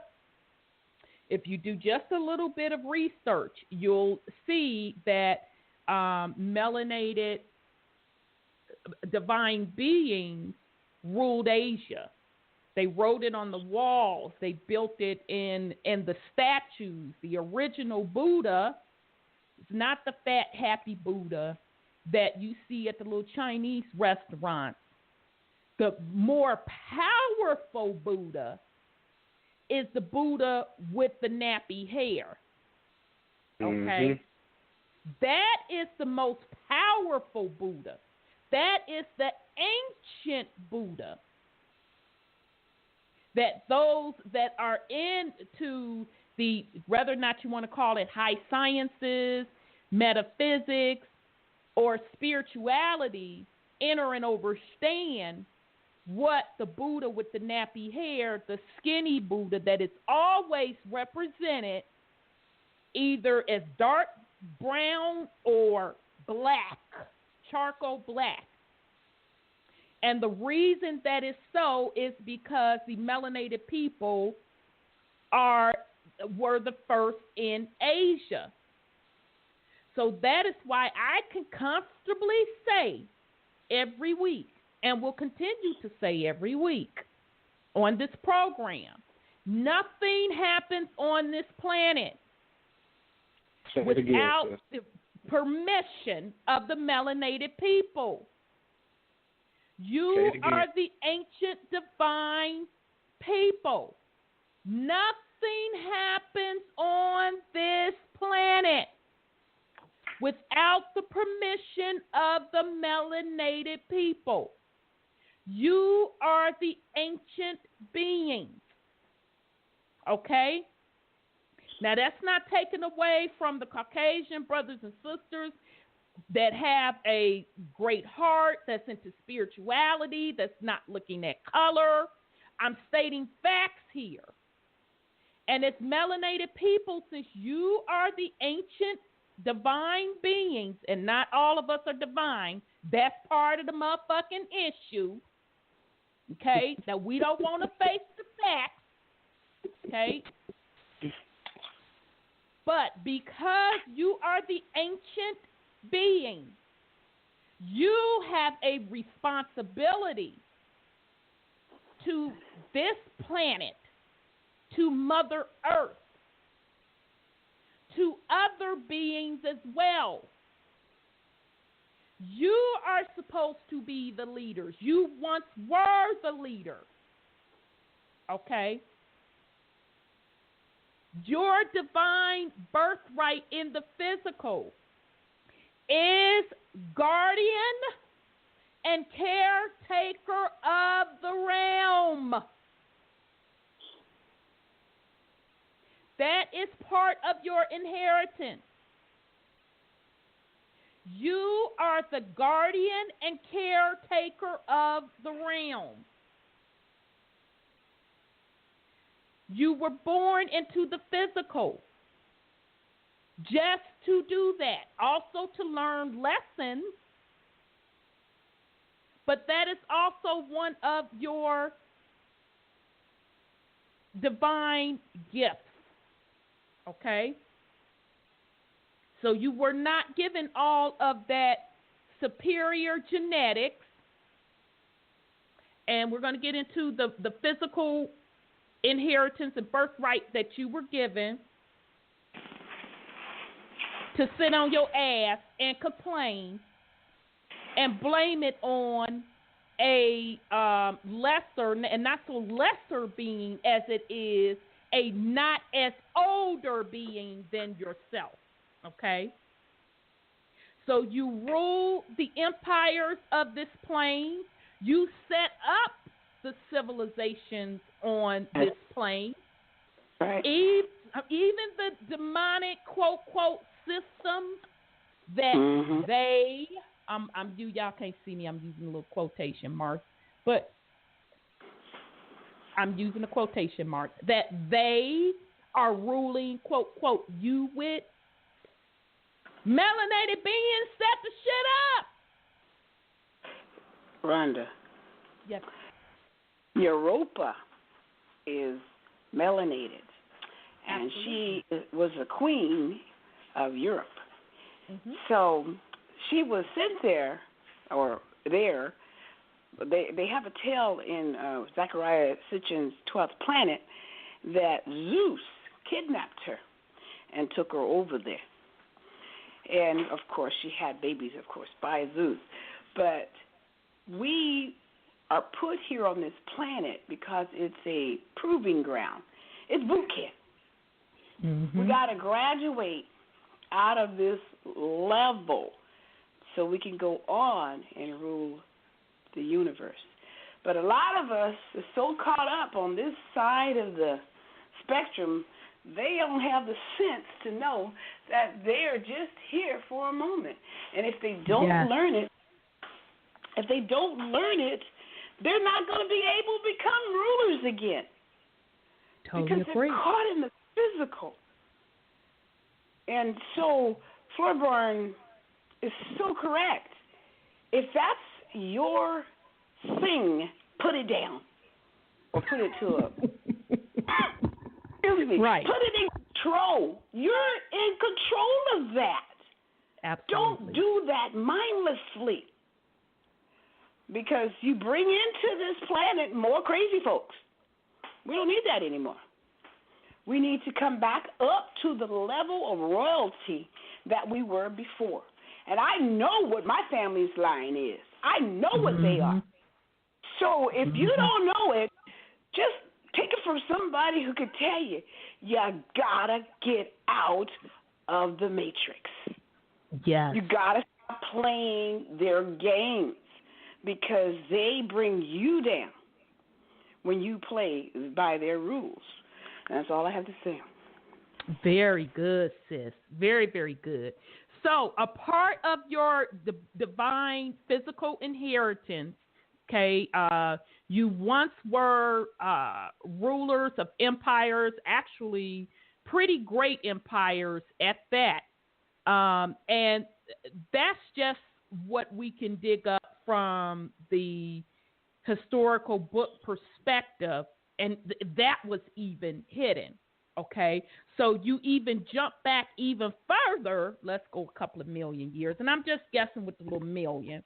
We're talking in the age of Atlantis, when when Mama Earth and her people, which is you, resonated at a much, much higher vibrational level. Okay, that was also a part of your physical inheritance. Okay, you being the caretaker of Mama, you don't own her. No one owns Mama. You are just a caretaker. She gives to you. You care for her. That is the arrangement of this universe. And your physical inheritance is to freely partake in the land. Okay, so that's part of your inheritance. Just the fact of you being a being that has chose to come into the physical realm and experience the physical, you come from the all in all, meaning you were free then, and you're free now. You are born into this physical when you come through the yoni as free. That is a part of your physical inheritance. Freedom. It is no accident that you hear these movements called sovereignty. And now they're turning it into a dirty word, of course, because that word has a lot of power in it. Okay? Sovereignty, supreme power or authority. Synonyms: jurisdiction, rule, supremacy, dominance, dominion, power, ascendancy, authority, control, influence. Sovereignty, the authority of a state to govern itself. Sovereignty, a self-governing state. Okay?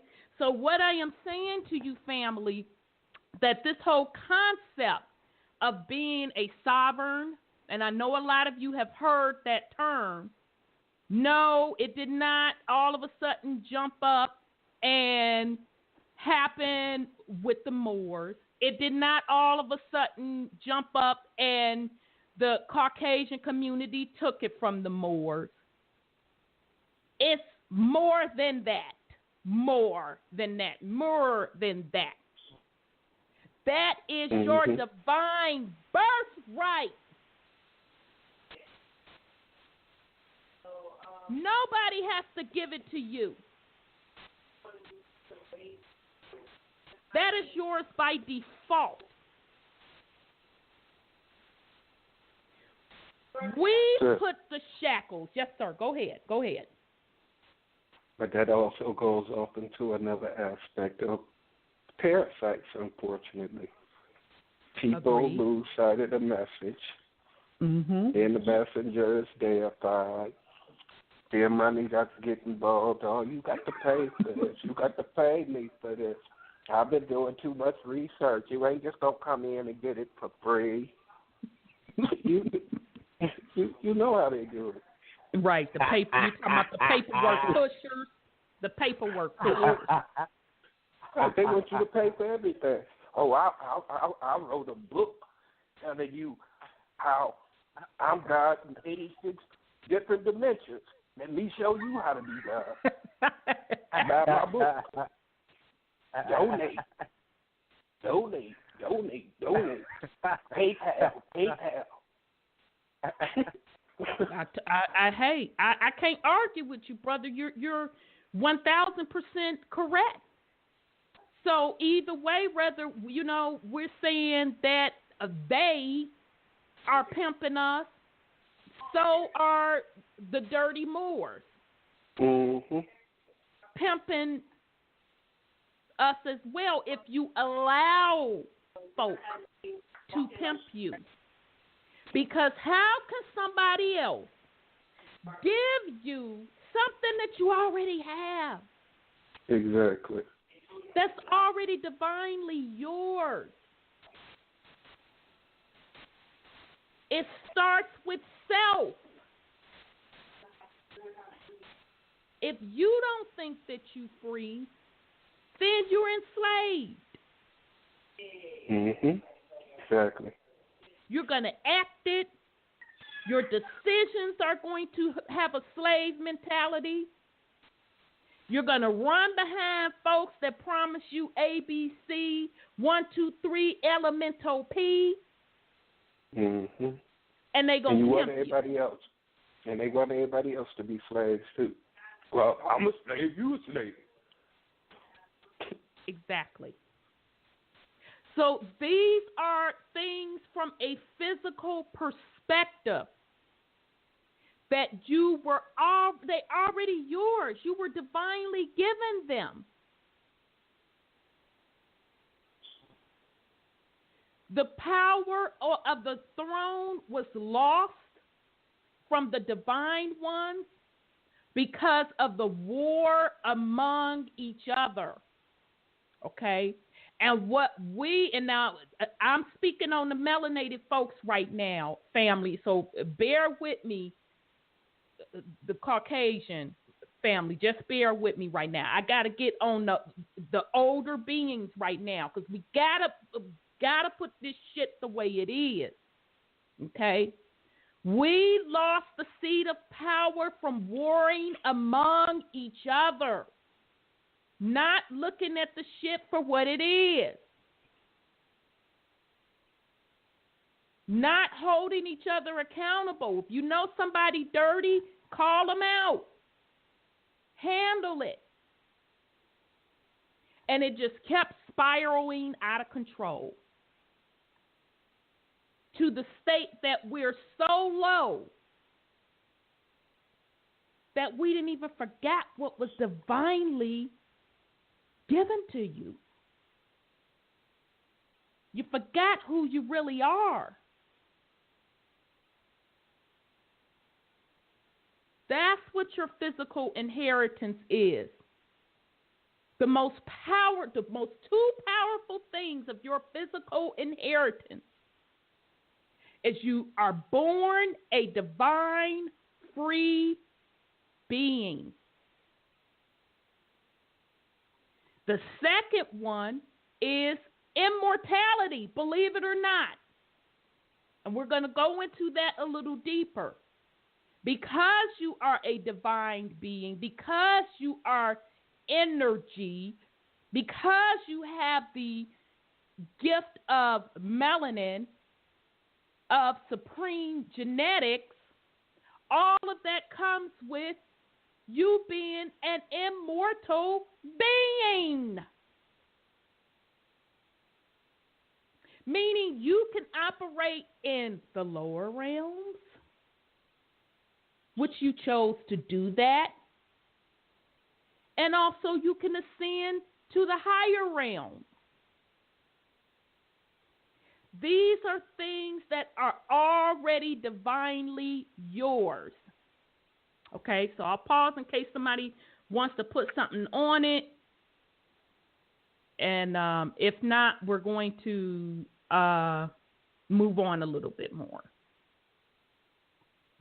And I want to take a sip of water, too. Okay, let me take a sip of water. Okay, and so the other part of our our physical inheritance. First of all, you were born as a free divine being. Second of all, you have the gift of immortality because energy cannot be destroyed. Okay. You also have the physical divine genetic makeup. This whole medical system and this particular realm that we are now in are based on your supreme genetics. Because that is part of your physical inheritance. You being able to be the guardians of the planet of Mama Earth is also part of your inheritance. Not owners, guardians, to use the land for your benefit and her benefit and leave it in the same condition that she was or in even greater condition. That is also a part of your physical inheritance. And if we just for a second take the concept of money out of the picture, just take that out of the picture for right now. We'll come back to it in a minute here. Just take that out of the picture for now. This plane, the way we designed it as co-creators, really gives us all that we need. You will have shelter. There's plenty of food. So right there within itself tells you that you came here with an inheritance for everything that you need. But because other things was brought in the mix and warring and folks trying to control each other, these other concepts were brought in of money and this, that, which complicated things a little bit, lowered the vibration even lower for us to rise above it to see, you know what, this is bullshit. This is separating us from who and what we truly are. Okay, so now we are going to get on the money part. Let's talk about the money part. Even with the money part, you still have a divine birthright inheritance. Okay, because we've talked about the concept of if you are the God that you say you are, and even if you don't believe, those of you that don't believe that you are, you even move the currency. How do you move it, you say? We talked about this time and time again. You move with your intentions, with your thoughts, with your actions. And I know plenty of us that have seen plenty of financial articles stating that the melanated community alone has a buying power of $1 trillion. I think they said we'll hit 1.3 trillion by 2017. Now, this is just the melanated community. I had a very hard time. I could only spend so much time trying to research as a whole how much that is out of the U.S. economy as a whole. Okay. But even with that said, 1 trillion currency is circulating just among the melanated people or divine beings. So help me to enter and understand, how are we impoverished? It's a mindset. Because as a collective, not all of us, as a collective, we feel we are not free. We feel that someone has us enslaved. We feel that someone must come and save us. It's all a mental chain wrapped around the consciousness. Because you are a divine being that have forgotten who you are and that you participated in the creation of this realm. So meaning, if you participated in the creation of this realm, you are able, while you're in this realm, to create whatever the hell you want. Okay? So those are just some of the aspects, and some very important aspects in the physical of what you already have. Now we have moved into a new age, into the Aquarius age, where the 13th astrological sign is in play. So meaning nothing can be hidden anymore. The veil is unlifted. Oh, and guess what? You have new energy centers that you can access, which even makes you more powerful. It's just sitting here in our realm waiting for you as the divine being, your inheritance, for you to step up and take it. It's waiting on you. This is what all of this blocking the chemtrails in the sky and putting up the artificial sun to stop this energy, this wave of energy to come through to the planet to hit you as a divine being, to even more unlock the DNA that is within you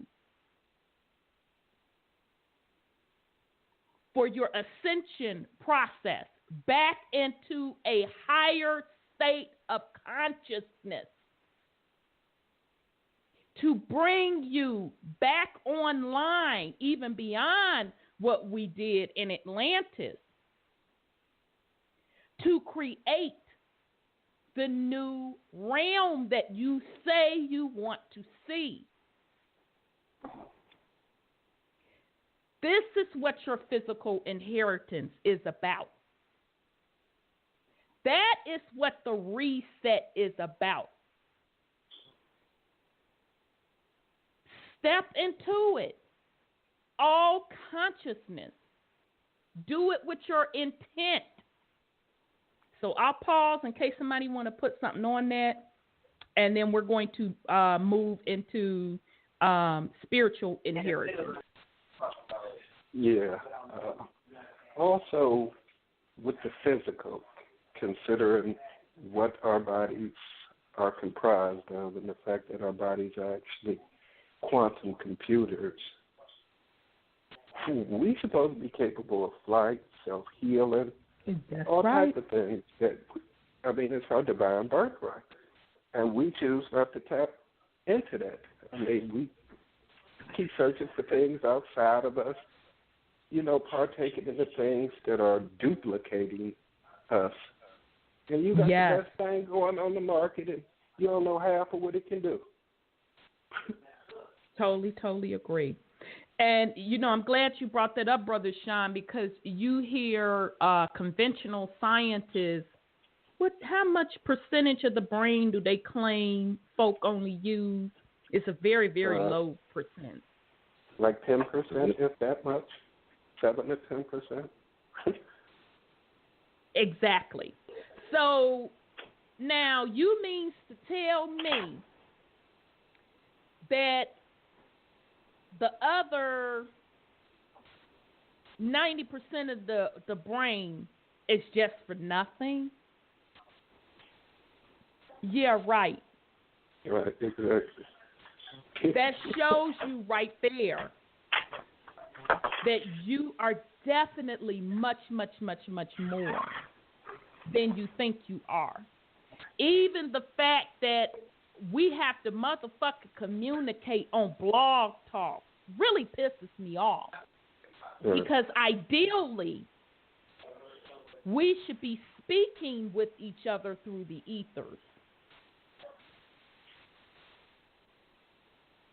And at that part, I ain't talking in theory. I'm talking of stuff that I have even practiced.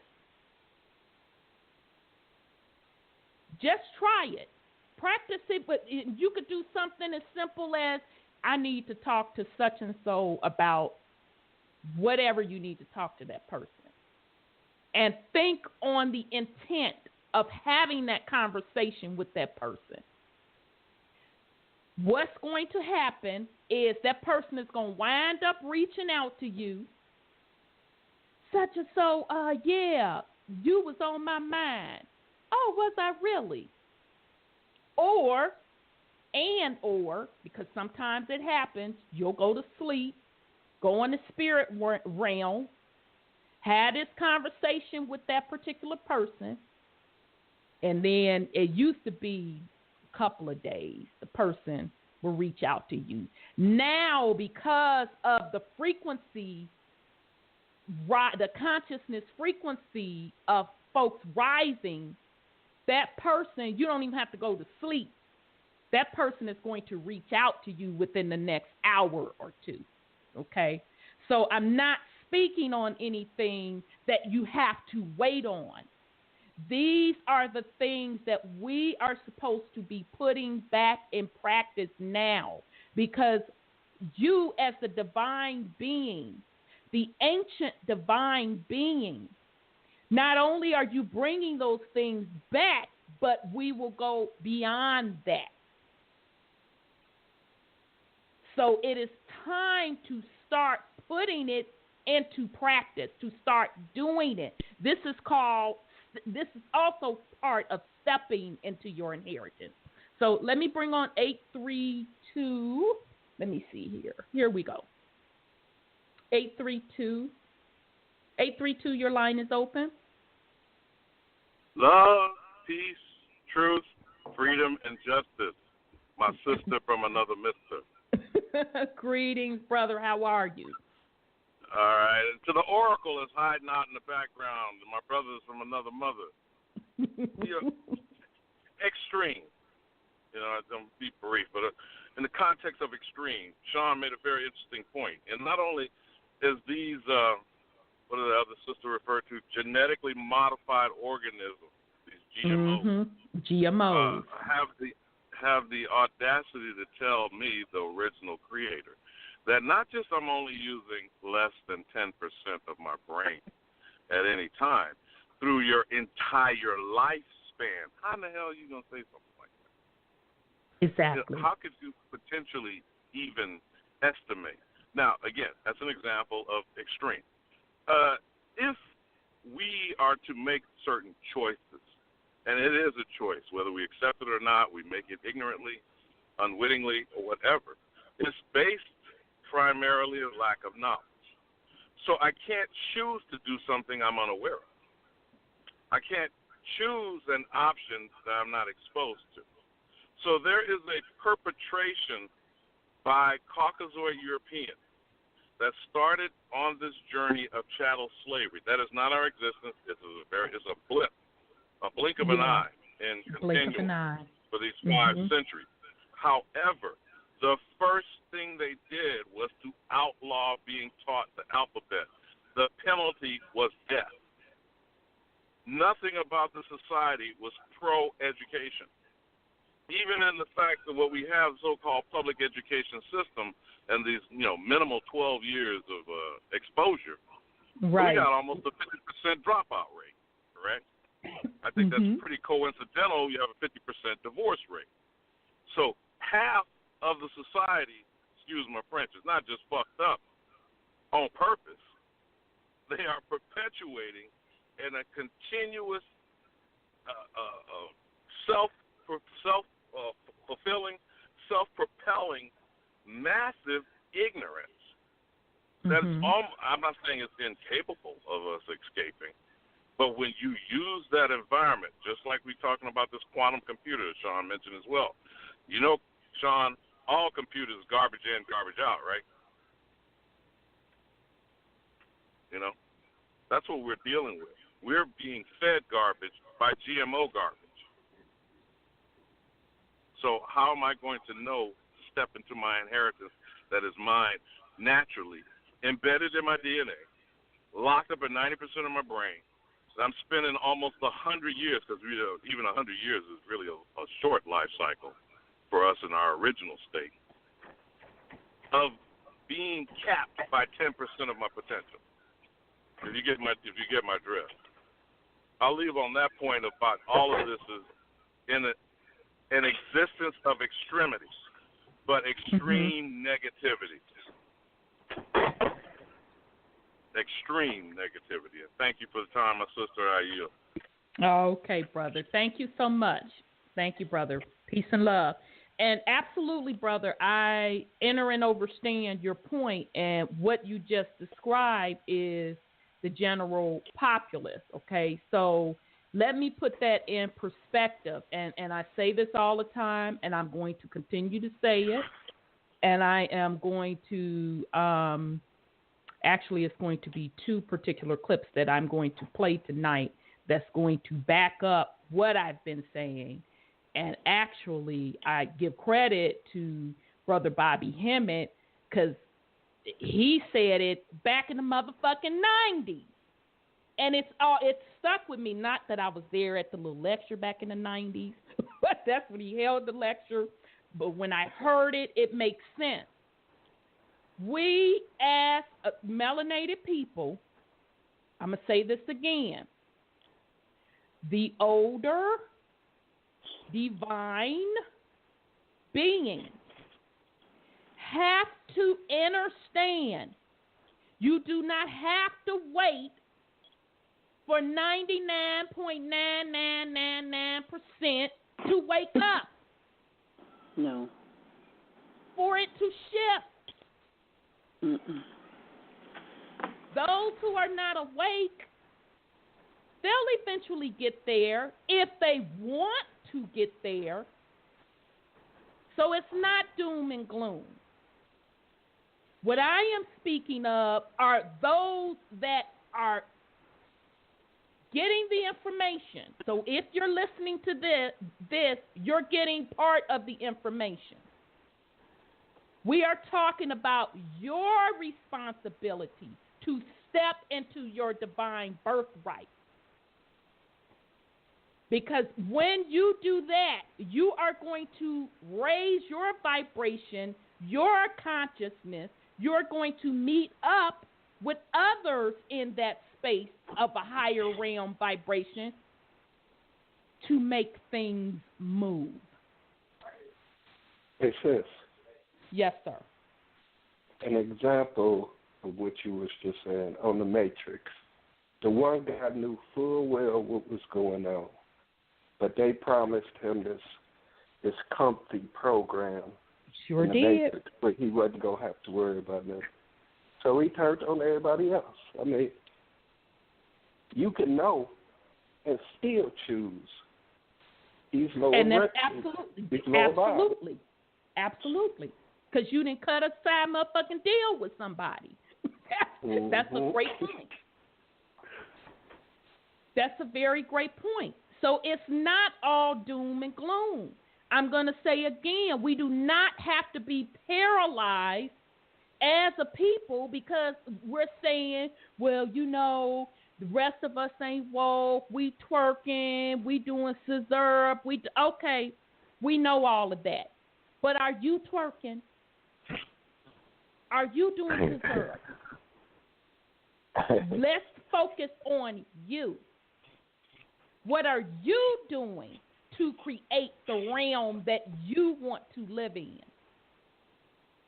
Just like we want to talk about the quote-quote Caucasoids ruling things and the 1%,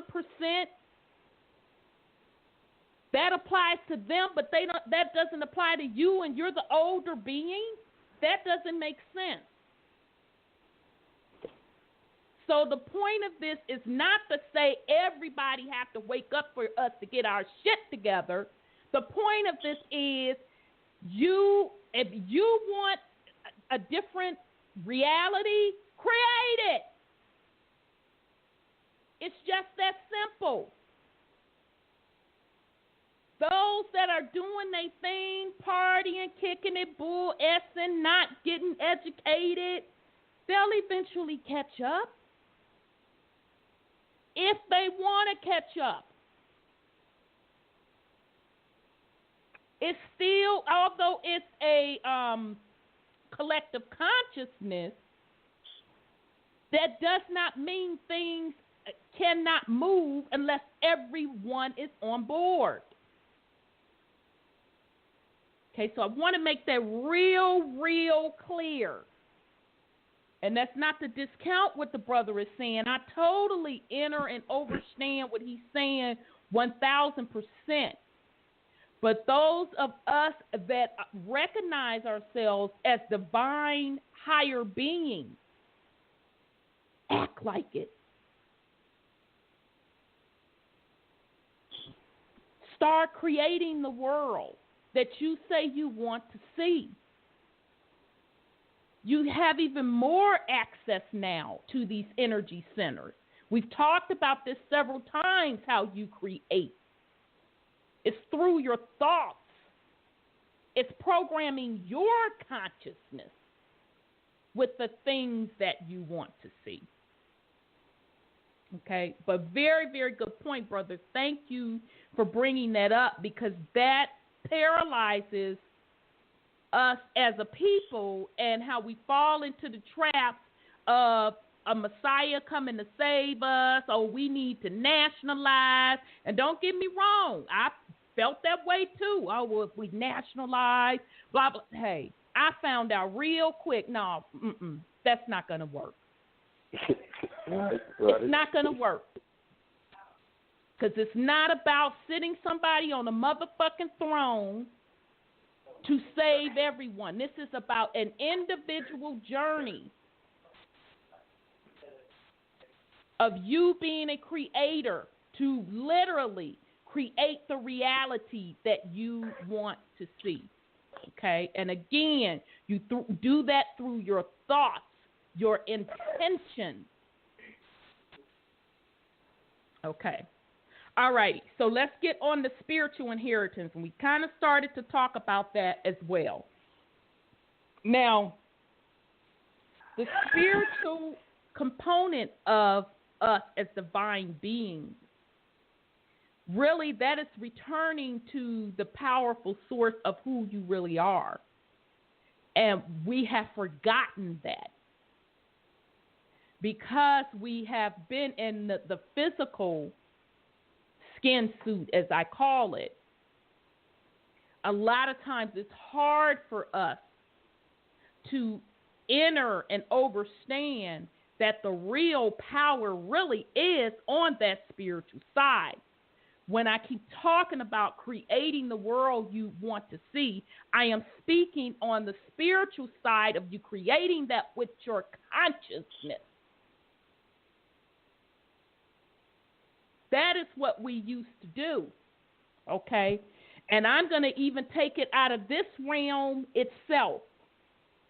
Those that are co-creators, you thought realms into existence as a collective. I'm going to say that again. Those that are co-creators as you were the energy sources, the divine energy sources in the ethers, as a collective, you came up with the formula to create these physical realms, plural with an S. And you built in that program, and those programs with an S, especially in this realm, the art to still create within that realm, using the exact same formula or power, which is your consciousness. But because we have been stuck in the physical suit, we think that everything must derive from the physical side when you have to reverse it. Everything happens first on the spiritual side. What you think you are, you are. Everything derives on that spiritual side. That is a part of your spiritual inheritance as a creator. That is a part of your inheritance. To be able to manifest from your consciousness what you want to see in the physical. And that's good or bad. Let's be clear. That is good or bad. So if in your consciousness you feel that you are not free, you're a descendant of slavery, you are impoverished, that someone is controlling you, you have just manifested that in the physical. So that is also a part of your spiritual inheritance. You are a creator. Okay? Also a part of that, you have access to many realms, many higher dimensions. You have a gift over other entities and beings that can only operate on the lower level. They don't even get that option to journey into the higher realms. You have that spiritual inheritance and that gift to move in and out of any realm you choose. It is all up to you. No one blocks you from the higher realms. No one keeps you down to the lower realms. It is all up to you, who you think you are and what you think you can do. Okay? So that is also part of your spiritual inheritance. You are a creator. You're able to manifest things with your consciousness, whether that's good or bad.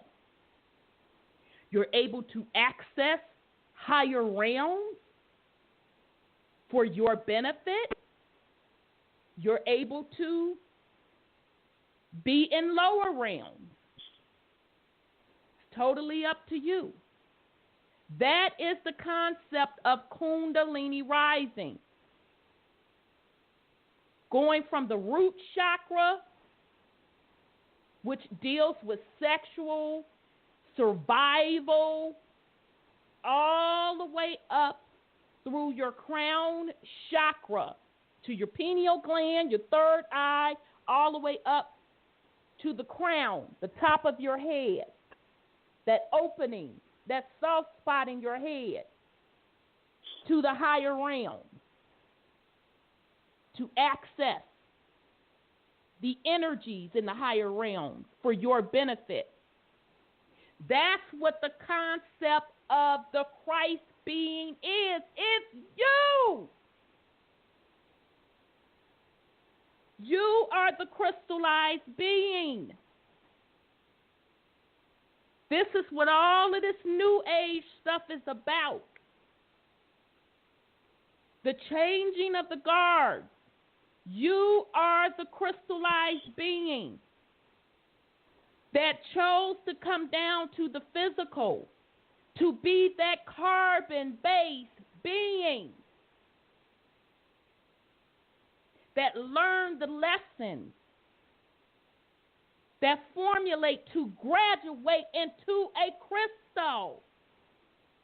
You are the Christ. You are the crystalline being.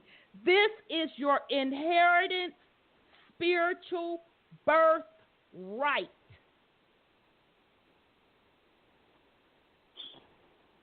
Not just in this realm, you have access to other realms, and guess what? More than likely, you exist in other realms. This is just a small portion of who you really are. Okay, so I'll pause in case somebody else want to put something on it.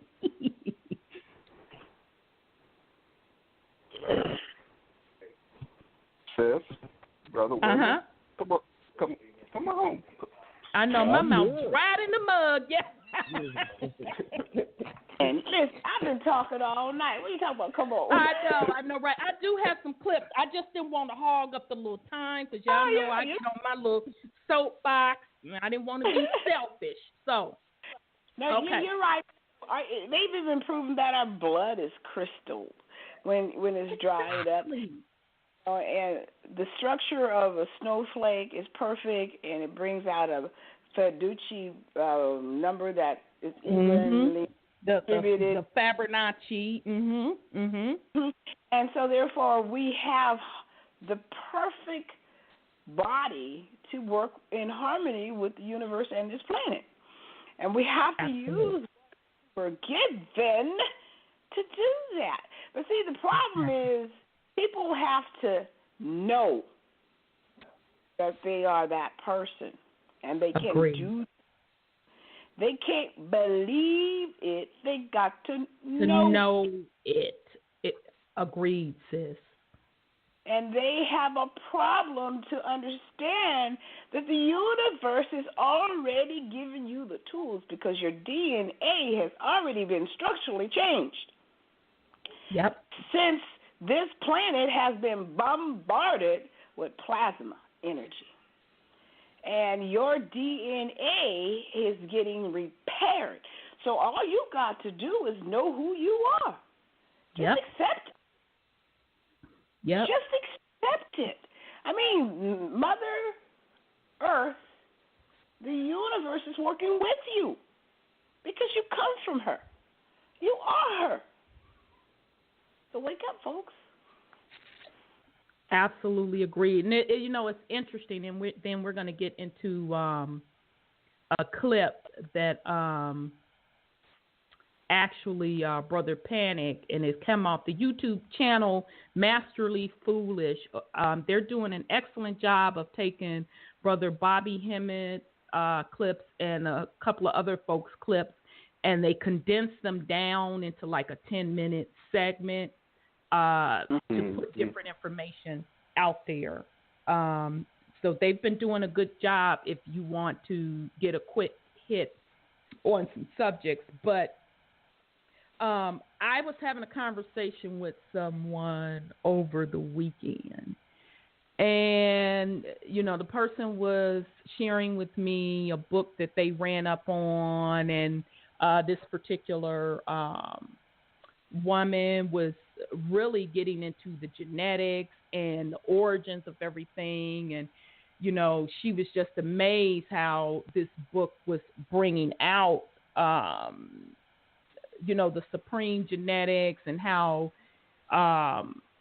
organisms moved on this planet, woo, this, that, and the third. So we got into it on the spiritual component and started talking, and then all of a sudden I forgot how we got. Oh, she said something really powerful, and she had always mentioned this to me several times, and I just always thought that it was beautiful because she was saying as a child that she would tell her mom that, Mom, what I think is nothing exists until I say it exists or when I look at it, and then everything behind me doesn't exist. And so she said her mom would tell her, well, the world doesn't revolve around you, woo, woo, woo, woo. You know, typical parent stuff that's, you know, not in touch with that spiritual side. So now, fast forward decades later, and she's recalling what she would say to her mother, and she's like, shit, I was right all along.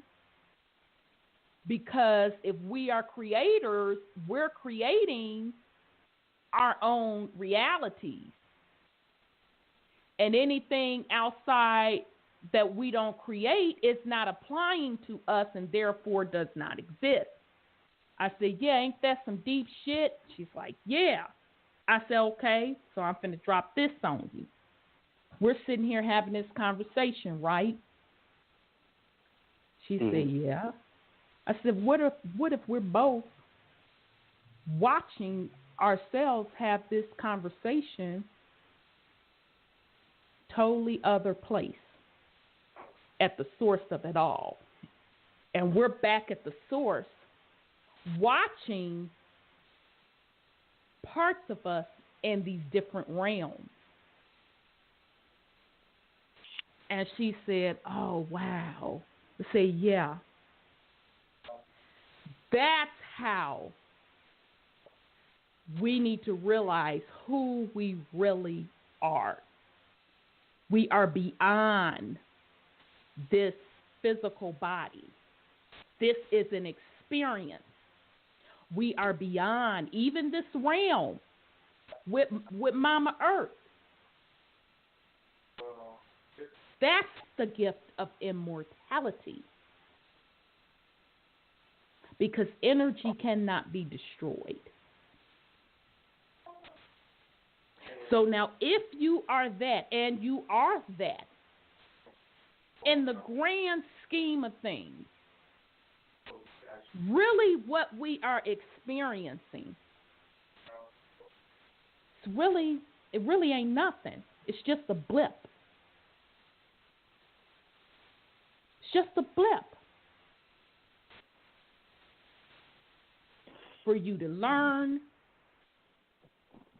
for you to grow, and for you to keep it moving.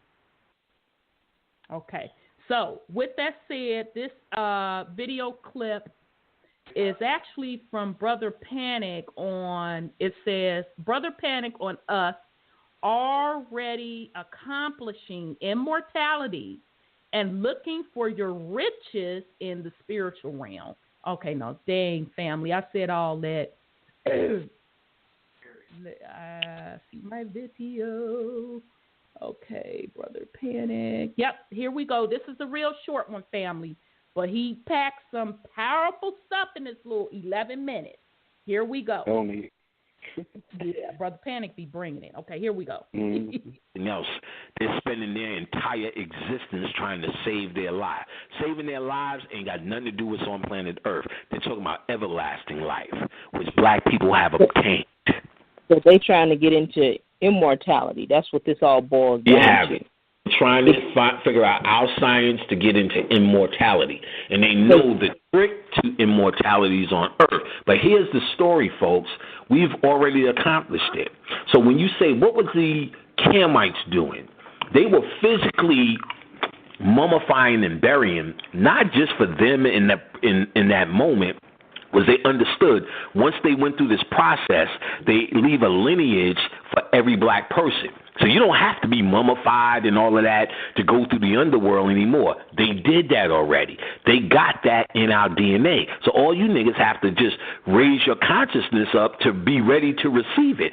It's not even nothing we have to do in this reality anymore.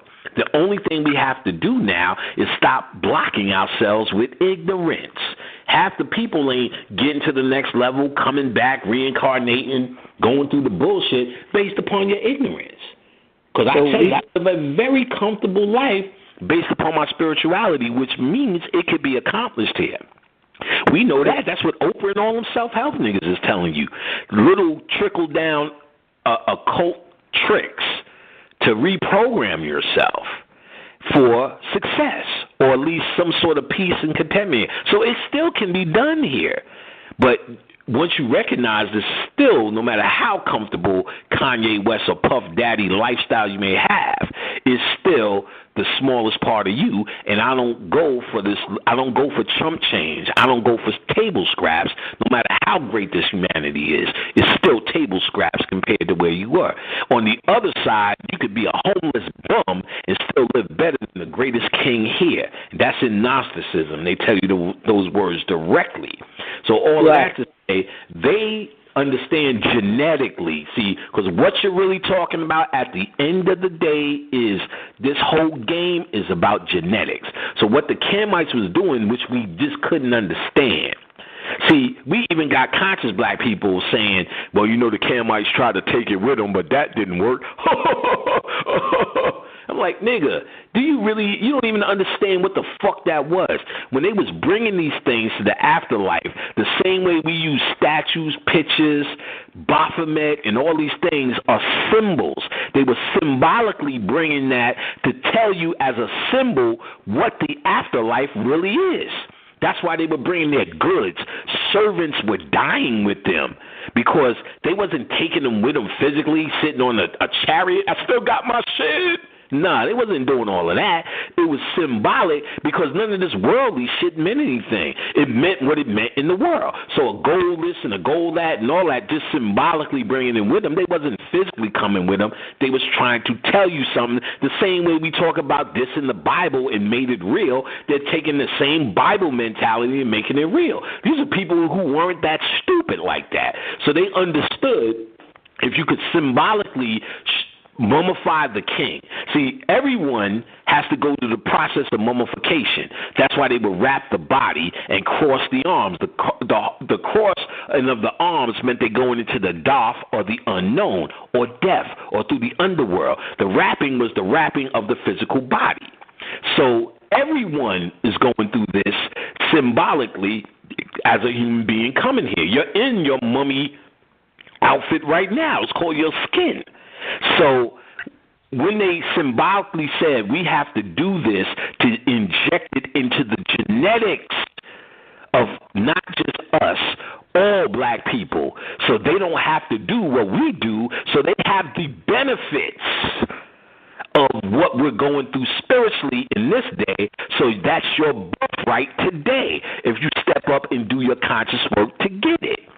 So now, this mummification process, they would do it to the kings because the kings represented who and what you are as this Prince Akeem aspect, and who are you becoming, and you will become all the gods when you went to the other side. So they was telling you, you can have this rich or this life here as the king on earth. They showed this in Willy Wonka. They show it in the mythology, in Hindu mythology with Hanuman. Shiva makes this king rich and tells the king, you cannot build your kingdom on earth. The king, he builds his kingdom on earth. Shiva tells Hanuman to go destroy that shit. Then they did the same thing in Willy Wonka in the book, which was done with the Johnny Depp one. He made this dude a chocolate kingdom, and the king wanted to live in the chocolate kingdom. And Willy Wonka said, don't make this your kingdom. It's going to melt, because it's not real. So you're not supposed to set up your kingdom on earth like Kanye West and Puff Daddy. Your kingdom is in the other realm. So they would bring these gold in these objects to take to the afterlife because it was symbolic of you truly setting up your true worth there. So they wasn't really thinking there was going to be a chariot there when they died. That's the dumb thinking you applying to that information based upon your fucking Bible upbringing. And it's sad because I hear so-called deep conscious hotep niggas saying the same goddamn thing. So that's what that means. It was all symbolic, like the same way I have these statues called the Terracotta Warriors sitting at the door I'm looking at. The Terracotta Warriors were buried thousands deep in the king, I think it was General Shang. And it wasn't like he said, I'm bringing this army to the afterlife. Now, when I contacted General Shang, Bobby and I did, you could see warriors, and he just told us the warriors are the ancestors. And he was raised up during the Olympics in China. And at the same time, Aaliyah came back and put an earthquake in China. And at the same time this was happening, R. Kelly got dropped off them fucking charges. And she said she came and she did that. Then we contacted General Chang, and all these fucking cats started dying in front of Bobby's house. I said, oh, they laying down their lives. And then I went to General Chang's world. And that nigga made me bow down like a bitch just to see if it was my ego. I did all this work, and this is in the dream world. Got to this world, landed there. They said, he's not even going to see you. And I said, what? I came all this way? He said, if you want to see him, you got to bow down. You on his world. I said, all right, I'm going to bow down. I'm humble. I'm just here to learn. Real humble. They said, all right, but he's still not going to see you. They said, you can stay here. I was walking through the world off the hook. This ain't no astro traveling. This is straight soul traveling. And then I get to this hotel, and this white man comes up to me. I'm like, yo, do you know your way to such and such? He said, shut the fuck up, nigga. And word is born, I remembered my vow to be humble. I said, no problem. Then after that, this nigga showed me all. I got up, I said, oh, that was the general. He gave us his power. When he see I'm not there on my ego, he seen I was humble. That was him as the white man. He used the symbol of what would be the most offensive thing that can happen to a black man living in America. Shut up, nigga. You know, his top of his fucking head's supposed to come off. I'm supposed to beat the sleeves off this motherfucker. But I said, oh, no problem. And then he gave me and Bobby this power, this energy. And that's really what it's all about. Talking to the motherfuckers, getting their power, getting their energy while you on this motherfucker. You get what I'm saying? And you hear it come out in the lectures. Now, these Terracotta Warriors, I have 1, 2, 3, 4, and they chilling and they protecting shit. I know that they ain't. These statues ain't going to get up and fight no fucking body. We not that stupid. So we know their spiritual energy is in the building, and that's going to fight motherfuckers. That's going to keep our house protected. So when you got these Kamites bringing this stuff into the afterworld, they didn't physically think they was going to be riding their tricycle again, walking around with shields and shit. They understood they was trying to do a symbolic spiritual gesture, just like we do today. And we need to understand these things a little bit more practically, and we think that what I'm really fighting through is previous mind control. So to answer the question, which is, as you know, I go way off topic. To answer the question, quite simply, they're trying their damnedest to figure out, and as I told you before, like half the shit they put in books is half the story, the other half is the nigger half, because they're trying to find out what we did, because they know we already figured it out. How do they know we figured it out? They know we figured it out because we started to go in a sleeping mode, a hibernation mode. And that hibernation mode can be also known as black ignorance. So while we're mad at black ignorance, we need to understand that black ignorance is actually a process. And we're at the end of that process. That's why we are all here today, because we are now in the waking up mode. The problem is you still got people who are still asleep talking about we need a black economy and to save Trayvon and all the rest of that. And we talking about in the conscious world. I'm not talking about the everyday niggas on TV One. I'm talking about niggas in the conscious world talking this shit, because they're still in that sleep mode, and they still think it's all about this human endeavor, all about payback for what they took away from you in Africa. This goddamn universe is yours. Do not let this white man regulate you down to a continent. And on a very mundane level, this entire planet is yours. Ain't no place in this motherfucker that ain't yours. Even Europe, we threw their asses in there because it was the worst land mass, and that's all they was worthy of. So quite simply, all of this is yours. There's nothing outside of you. Every movie you see when they're talking about us in these movies, and again, the code is to look at the bad guy. What he's saying, all you really have in a nutshell is them making commentary on the only science that is real and true, your science. Again, they supposed to be doing this. If they grew up in a cave, got no melanin, pineal shut down, heart chakra broken, and all the rest of the shit they can't stand in the sun and all the rest of this shit is happening to them. If they can't do anything else, what the fuck else do they got but to suck off you, but to shut you down? Because once you rise, there's nothing in it for them, and they haven't received the secret to immortality. What's the secret to immortality, folks? Melanin. All right. So, that was off of the YouTube channel Masterly Foolish, and the title of that video is Brother Panic on Us Already Accomplishing Immortality and Looking for Your Riches in the Spirit World. Okay, so I'll pause in case somebody want to put something on it. Mm-hmm. The Brother Patrick, it'd be hard to know where to start with that guy, but gotta love it. Keep it real. Mm-hmm. But immortality got more in there, but you know, it's so much beyond that, though. I mean, we constantly say that we've been here before, and people don't realize that that's a part of immortality. I mean, you remember being here. You keep remembering being here. The next time you come here, if you don't get out of here, you going to remember being here.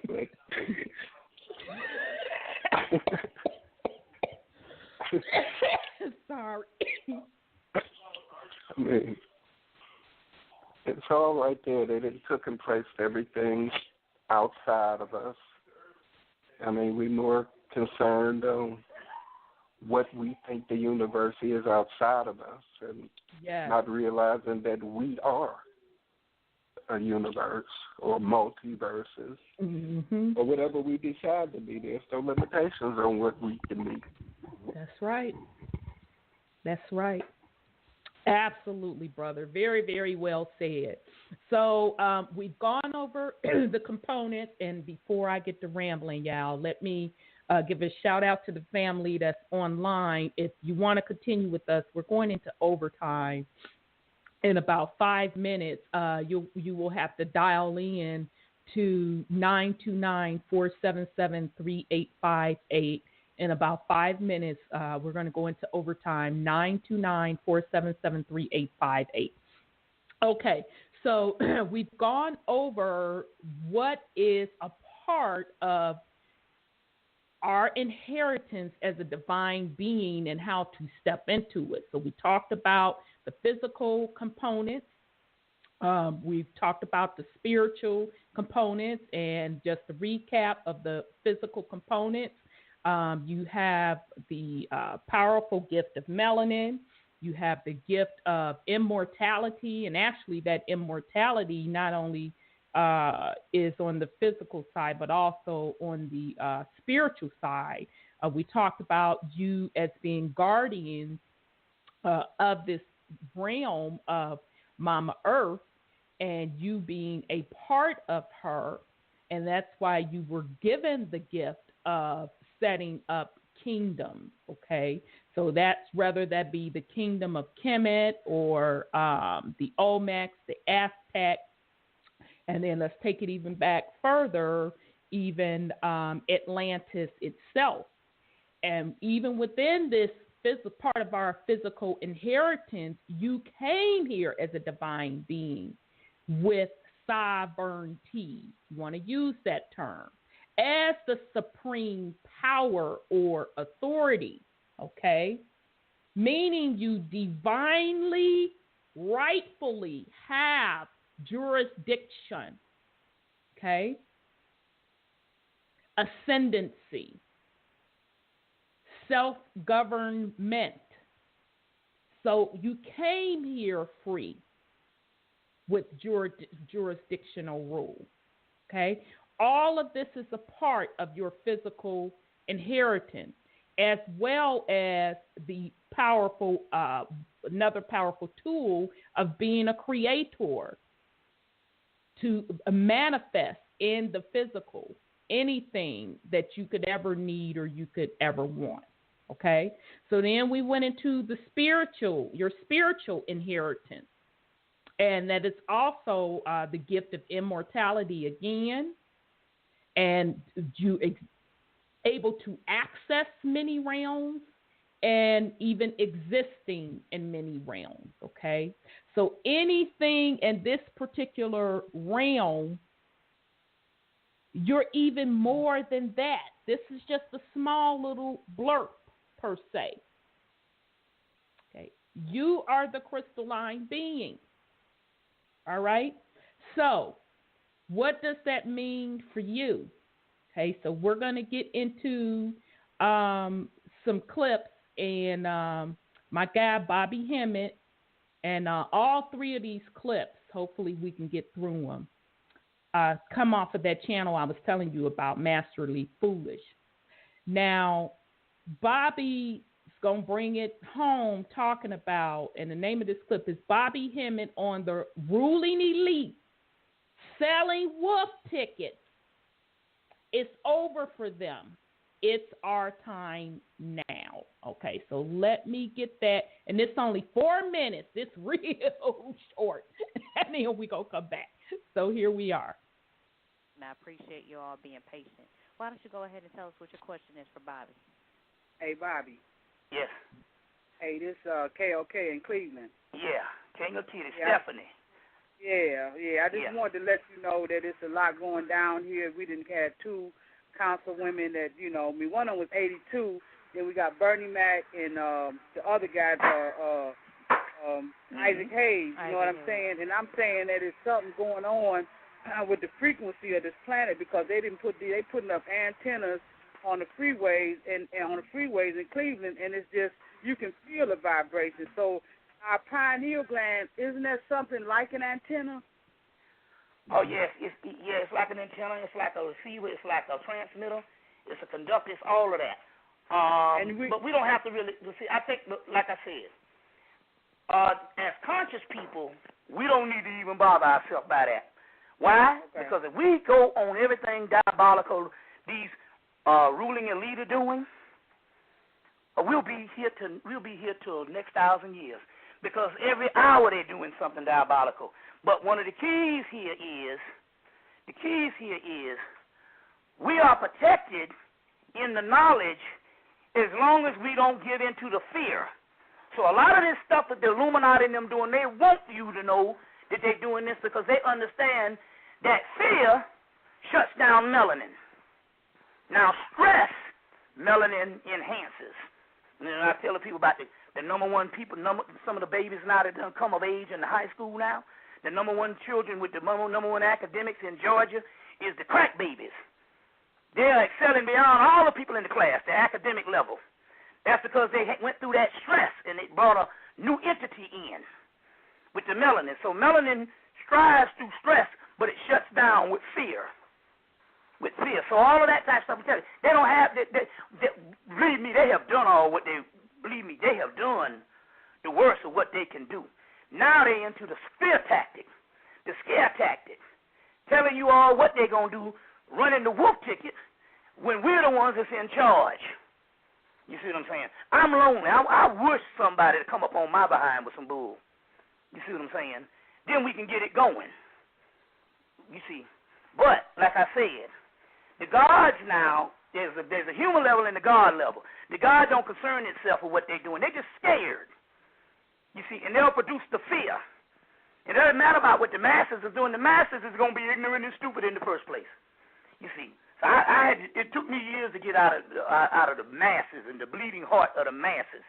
Now the masses will be saved too, but they're counting on us to keep our sanity.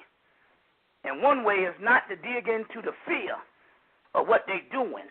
So now we got a whole intelligentsia of people that are just dealing with this conspiracy stuff, and they're getting into more and more into the fear on what this man can do, and this man can't do nothing. He's already shot his best wad, and we wasn't even, we were so ignorant until we didn't recognize when he was killing us off. But now the best is left, and it's time to get with it. And they know that they can't do nothing with this. All right. Yeah. Okay. We're going to go right. to the next part. Thank you, caller, for calling in and letting us know that or what was going on down there. Yeah. All right. But, I mean, it's going on every hour. If we focus on, it's going on every hour of what they're doing stuff. The focus now here is the DNA has changed, and we are at the threshold. You see what I'm saying?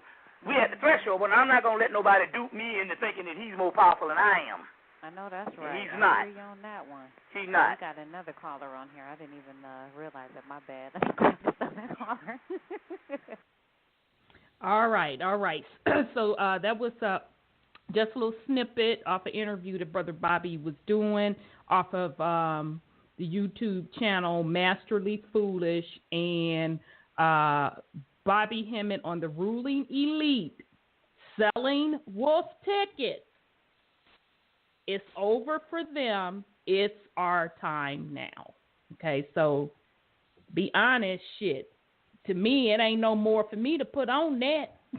That was pretty self-explanatory to me. Those of you that are consciously awake,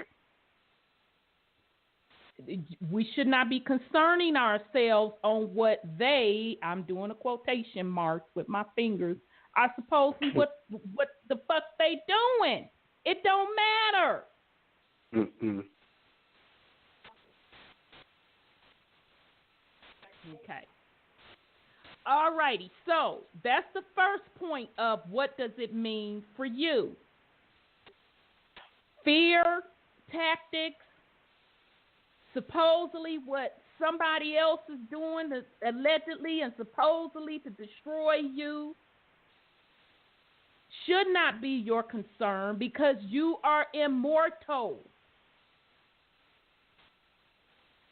Your concern is creating the reality and realms that you want.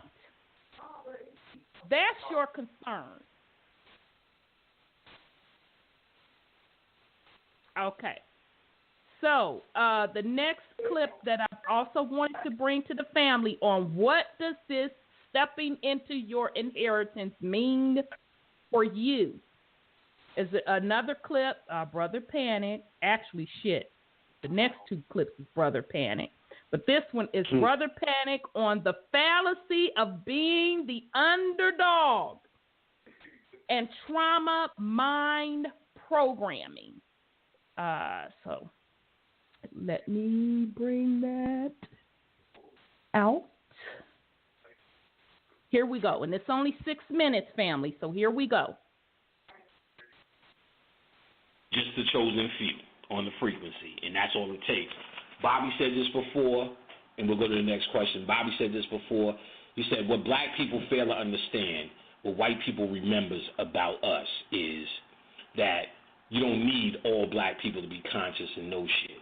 Only 1% of them run this world, and the rest of the white people are dumb as the day is long. You got to watch a documentary on MTV called White People. And more than the sad shit they were saying, you just really need to see how stupid their mind is. They're not even a contender in who and what you are. There's 1% of white people who know who and what you are and are active, and they are active on the occult level. They're not active on the debate game. See, the white people who are getting shit done, they're not debating each other. They fucking with occult magic. So you want to get some courage up, get into this shit if you really want to get in the fight. But you will find that it's not even a fight. It's not even a fight. Once you get into the shit, you're like, the fight, they're not even making no headway. The only headway they're making is keeping you guys fooled about this place. But in terms of a true impact, they're not even making it. They're not even making a true impact on the astral world, which is just pretty much the dream level. Because I've never seen them making an impact anywhere there. There's levels in the astral world. There's animal levels in the astral world. I've seen them on animal levels. This is real talk. I mean, so beyond theories, in my spiritual work, which we haven't gotten into, I know exactly who and what they're actually doing. It is nothing. We truly have nothing to worry about. This is a ignorance that we prescribe. This prescription of ignorance is actually our counteraction, is actually the true work that we're doing in all areas. That's the actual magic. You've heard this statement, it's not the destination, it's the path. Well, we wouldn't have a path to work if we didn't have such a shit show down here. You know what I'm saying? So this shit show is actually by our design. But where it matters who we are, half of us ain't even, our souls ain't even down here. Half of these niggas, we avatars. Only a few who's truly fallen, whose light or soul is actually on this fucking planet. We are so golden. I couldn't even explain this in human words because people are so bogged down in the minutia of their human drama, their day-to-day Chinese food, eating asses, and GMOs feared, so boggled down that the idea of something in the way of light, of true light, they don't even know how to accept it about themselves. Their self-esteem is so fucking low. So fucking low. But when you get into this work and you divorce yourself from the shit, divorce yourself from this thought process of you this underdog and somebody's boot is on your fucking head constantly. That's why they show you the images of his boot on your head. That's why they show you the images all day to set up this is psychological warfare. This is occult ritual to show you police shootings. The first thing you did was the Rodney King, where you felt empowered. So now, because you're a human, you feel so empowered by this Rodney King thing. We caught your asses, and even though you didn't get convicted, but your ass knows. We got cameras now, you little fuckers. So now what they did was take that same fucking action and made it benefit from them. So while you think, in our psychological mind on Facebook, we think that we got him. Look, we got another one. Look, he's beating this woman, beating a homeless woman, beating a young boy. Oh, look what he did to the brother. He violated the brother's right. While we think we're doing the same Rodney King shit, what they're saying is look at all the fear. Okay. We're showing our prowess here. We're showing our this quite simply, without getting into this excitedly, the name of the game is fear. And I don't care how mad you get, you niggas know you scared of what you're seeing. And your purpose, because you're so scared, you're the ones who's now generating these fucking videos between each other. Look, there's another white man destroying our brother. There's another white man doing what he does, shooting niggas for nothing. No, that's showing their power. The videos I pass around is the one where niggas be fighting back and all that shit. This show, look, they're doing this for a purpose. There's a purpose here. There's a purpose. They have to show their prowess over you in every situation. And the beauty of it is, they understand if you think in the inferior way that they think, no matter what plan you come up with, no matter what science, no matter what you use, you will never win. What they do not want is for you to change the format in which you think. which is your ancient mind. And the methodology is there. It's not hard. I teach it to everyone who takes my class. It is not hard. It is the foundation of conscious, subconscious, and unconscious thinking. Unconscious collect, knowing the difference between the three, knowing the language of your subconscious mind, which creates your reality, which is through symbol, trauma, and repetition. You have been watching trauma through police beatings, which means it is a programming. Listen again. Your subconscious mind dictates your reality. It learns through symbols, trauma, repetition. The trauma of police beatings is programming just by its sheer being. Okay. Okay, so that was off the YouTube channel Masterly Foolish, and that was Brother Panic on the fallacy of being the underdog and trauma mind programming. So, what does this mean for you, and how does this tie into your spiritual inheritance? Again, it goes back to the reality that you are creating. How do you create the reality? You do it with your thinking, your subconscious thinking.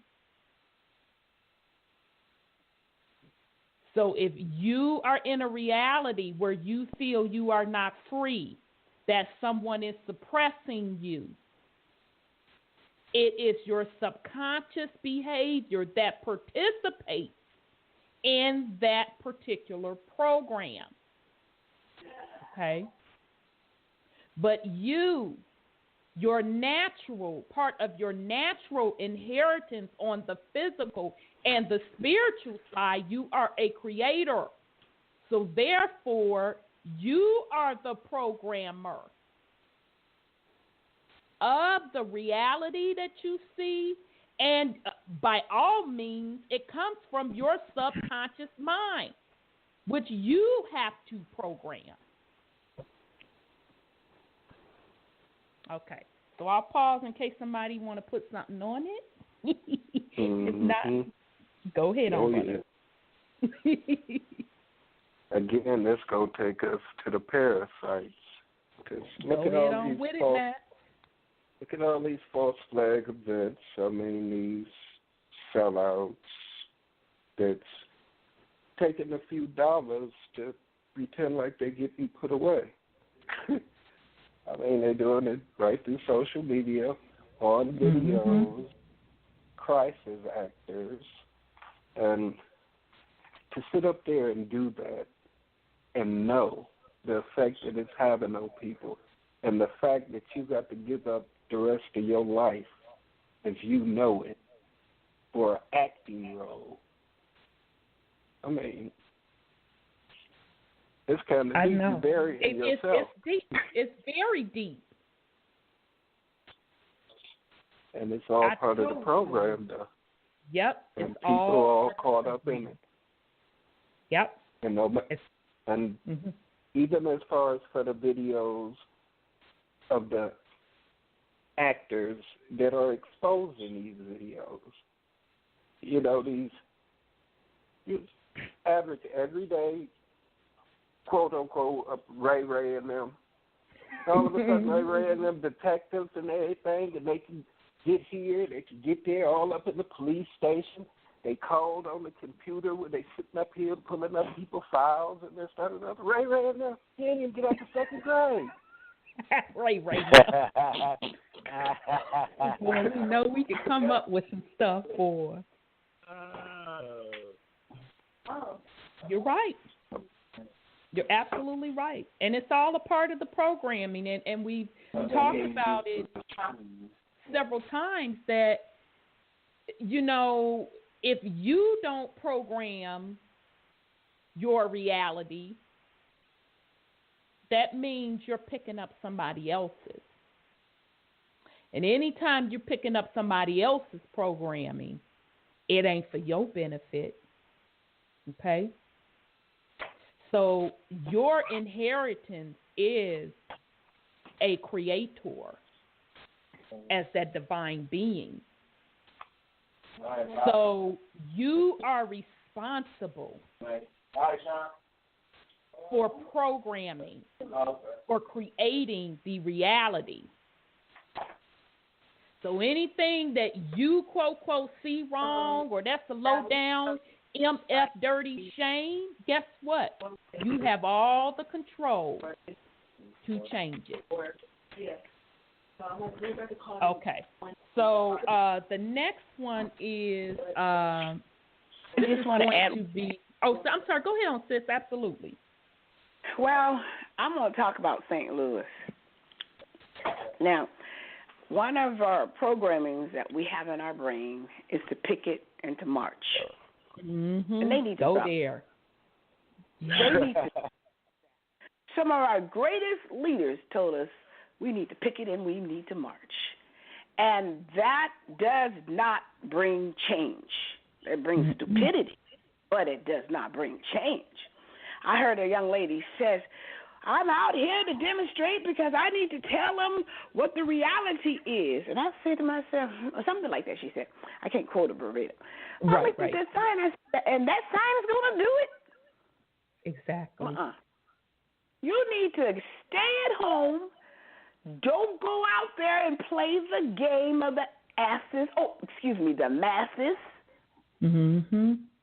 Get into people's shops as opportunist parasites. Mm-hmm.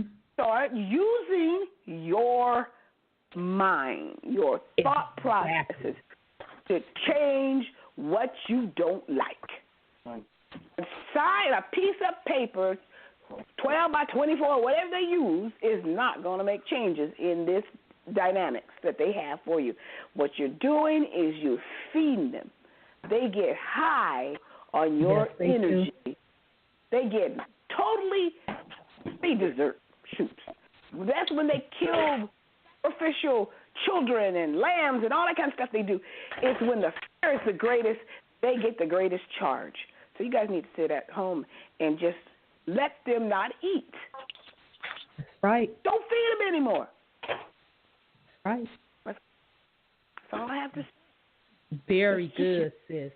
And you know, the interesting part, as sis was bringing that a very powerful point that came to my mind, if the masses just knew you can think some motherfuckers out of existence, exactly.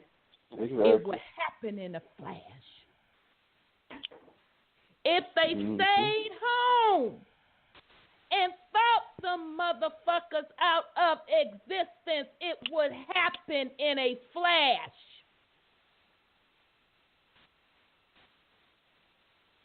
That's the power.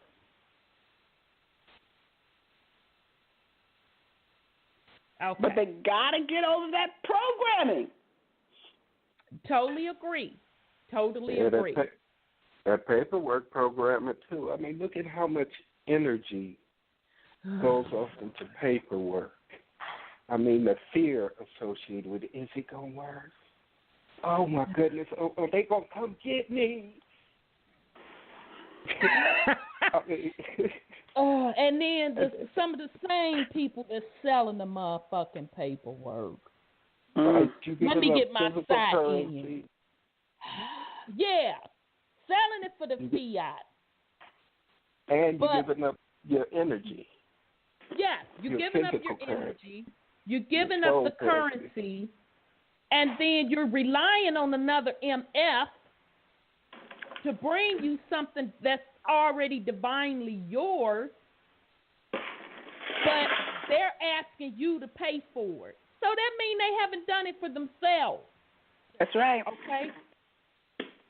And I'm going to take it even deeper. If you really wanted what you say you want, which is wealth and abundance, and you are a creator, if you going to use some motherfucking paperwork, write that shit down yourself and put your intent on it. There you are. That's the only type of paperwork you need to be doing for you. not buying it from somebody else, because that's their intention and failure all over the MF. If you want to write something, write it for yourself. I talk about this all the time with rituals. You don't buy somebody else's ritual. You don't have somebody else write your ritual. You write it yourself. You are the creator. You can only do it for you.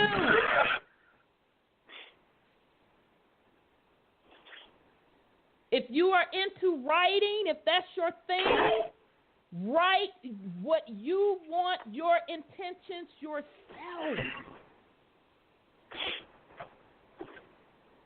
Okay. So, and that's also part of your inheritance. Part of being a creator. That's part of the manifestation process. Okay, so the other video of what does this mean for me, this is off of the Masterly Foolish channel. Again, telling you all, they have a lot of great little videos out there that they have chopped up from Hemet, Panic, and a few other folks. This one is called Brother Panic on Having Confidence in What You Know and Programming the Subconscious Mind. So let me see. Okay. All right, and this isn't a long one either, family. This is 12 minutes, and we're going to come back and chop it up. This is what I teach. The basic methodologies for you to walk to the threshold of your subconscious mind. Open it up and then begin the true work. The true work. You niggas ain't doing no work. The true work. True work ain't got nothing to do with an economic plan. You step back into your big boy drawers, an economic plan will unfold. Believe that. What to eat will unfold, but you got to step back into your shoes. You're trying to figure this out like a side hoe. You're trying to figure out love, but you a side hoe. And that's all the conscious mind is. We have too much stake in something that's not real. You will die with that mind. It's never meant to exist. It's meant for one purpose, for you to survive. So, if you that weak nigga that's into survival, you understand what I'm saying? That's into survival. You need to say, are you about thriving or surviving? You understand what I'm saying? The spiritualist is about thriving. The bounties of my prosperity is endless. It's unnamable. I cannot sit here and tell you the goods, the bounties that I accumulated through this subconscious occult work. I cannot tell you. There's more that can come to lips. The physical world has lined up with it. Shit is good around here as well, if you must know. All of that's, though, a reaction. And something I'm more than happy to let it waste away as I elevate. Other than that, none of this conscious shit matters, because your conscious mind is nothing more but a code name for your ego. And your ego is something you obtain at birth, which is much necessary. It is the false idea of your incarnation, the false idea of yourself, the false idea of you telling you whatever it needs to tell you so you can make it through another day feeling sane in a place of such insanity. So your conscious mind is prepped as in survival mode and as a survivor to tell you any and everything that will come to mind just so you can remain sane one more day.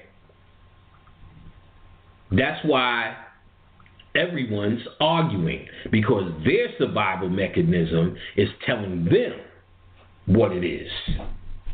That is true, right, and exact, and a must.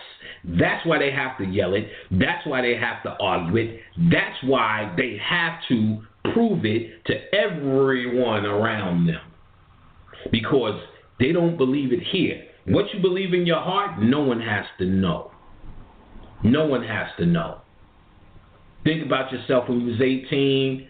You got in the mirror. You got the new clothes. You put on the cologne. You're about to go out. Nobody had to tell you you look cute. Nobody had to tell you you gonna get some pussy tonight. If you had that confidence. But if you up here in your mind, well, maybe my stomach is too fat. Maybe this ain't the hottest shirt that Run DMC was wearing. Maybe. When you start thinking and not sure, you need other people to tell you. Nah, you good? You look good? Nah, just keep wearing that. Just wear that. Just put on the blue. Tuck it in. All right, that look good. But certain things about you become confident. You got to get glasses. So you check all the glasses in the world. These are the best glasses. So when you walk into a room, you're not insecure about glasses that you had for 10 years. You know your frame. You know how they fit your face. And you got more compliments than you got dirty looks. So something in you begins to know. The knowing part of you is a thinking mechanism, an intelligent mechanism from the heart versus the intelligence mechanism up here of reasoning, which is in a straight delusion. A delusion. Even the most meager of what we call egos is in a fantasy. Just think about it. Just going to work. And the idea that you need to work. The idea that you need an economic system. When I remember my friend Dane went to the Dominican Republic, and, she's asking them, what they heard about people in the Dominican Republic. So Dane is like, we heard this and we heard that. All pretty much a great deal of stereotype. And one of them was, y'all hungry down here. And she looked and said, hungry? Look around. There's food all over the trees. And he said, it's just his American upbringing. This was just, it caught him such in shock that you don't think of something so common sense. All that shit is free. You've been raised in this so-called economy. And now you're fighting to figure out an economic plan within this lie, within this great big circle of illusion. You're trying to really, cut through this illusion and tell black people what's real about an economic system that we need today. You niggas need to do it, and you niggas are slacking. You're talking about an economic system for black people that you're putting all this yelling and shit on the line, all this debating and shit on the line within a system that's an illusion of economics. What you need to start doing is understanding what black people need to do. And I'm not one for saying what we need to do, because you need to do whatever the fuck your mind tells you to do. But if we had the need to do something, what we need to fucking do is start reordering the reality from our perspective. And the only thing that reorders reality is your subconscious mind. What you convince your subconscious mind of is what this matrix is convinced of. I need to say that again. What you convince your subconscious mind of, this matrix then becomes convinced of. So when you ask, how did you build pyramids? Because we knew we can. We didn't guess or have to figure it out or had to economic plan our way into it. What we did was we made it a reality, but we first made it a reality within us. Within us. These things are within us. Still are. And there's strictly there's methodologies for communicating with that intelligence. I'm not saying it as a theory. This is old work. I was doing this since MySpace. So I'm not saying it's a theory. I have a class doing it since MySpace and been teaching a class on how to get others to tap into that sacred part of them, that secret part of them, all that science that later manifests on this plane of reality that we like to look up to and be proud of, instead of understanding how to use it as a system to access within. See, these are all symbols left behind. The symbols are the language of the subconscious mind. Therefore, if you know how to speak to the part of you that knows, that symbol tells 1,000 words. That picture tells 1,000 words. If you know how to speak to the part of you that knows. If you speak to the part of you that's in survival mode, then you guys are just jerking each other's offs. So then when you see that symbol, you start to say and have whole lectures about how that one queen looks like that queen sitting right there. And that's very true because they made the symbol in their image. But that's the surface level, the ego level, the self-esteem level of your science. Don't say this is science and then just tap into the self-esteem level of the game. She got the same nose as me.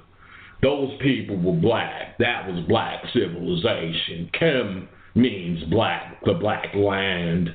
It's black. Yeah, okay. That's the self-esteem. You feel good about that. And at a certain time, we needed to feel good about that because even that was lost to us. And to show you how reality works through the subconscious mind, these same black images was in Egypt, Kim, for all those thousands of years. And for hundreds of years, niggas couldn't even make a connection with the shit. Until Dr. Ben in the 80s started bringing black people over there. Prior to that, niggas ain't really even have a connection to it. And there's nothing but Negroes on those walls. You go to the Metropolitan Museum, they have walls and walls of stellar reliefs. Nothing but black-ass motherfuckers hanging and sticking around. And nothing but white people taking pictures in front of them. Because in their subconscious mind, they've been programming to believe everything begins and ends with them. Therefore, the obviousness of niggas all over that goddamn wall means absolutely nothing. They taking pictures. Cheese. And I'm saying, don't y'all see all these niggas? But at the same time, black people couldn't see all those niggas until Dr. Ben brought you over there. Because the reality in your mind was programmed with the white elite. And don't think this thing has just automatically dismissed itself because you wear a fez now. Wearing a fez, or whatever group you may have joined in, and whatever dialogue you've been having, I should say the word diatribe. That's the hot lecture word now, diatribe. Whatever conversation you've been having between any other conscious folks, it does not work if it does not penetrate. It's only working on the surface. If you're not doing specific work going within to find out where these things hide within inside of you, nothing's getting done. Okay, family. So that again was off Masterly Foolish YouTube channel. Excuse me, and that was Brother Panic on having confidence in what you know and programming the subconscious mind. So just to go back over, what does this mean for you? Okay. So first of all, what we have to enter and understand is the concept of fear is created, okay? And the quote ruling elite really don't mean shit. They're selling wolf tickets. That propaganda fear campaign is being put out to block you from stepping into your inheritance. Okay?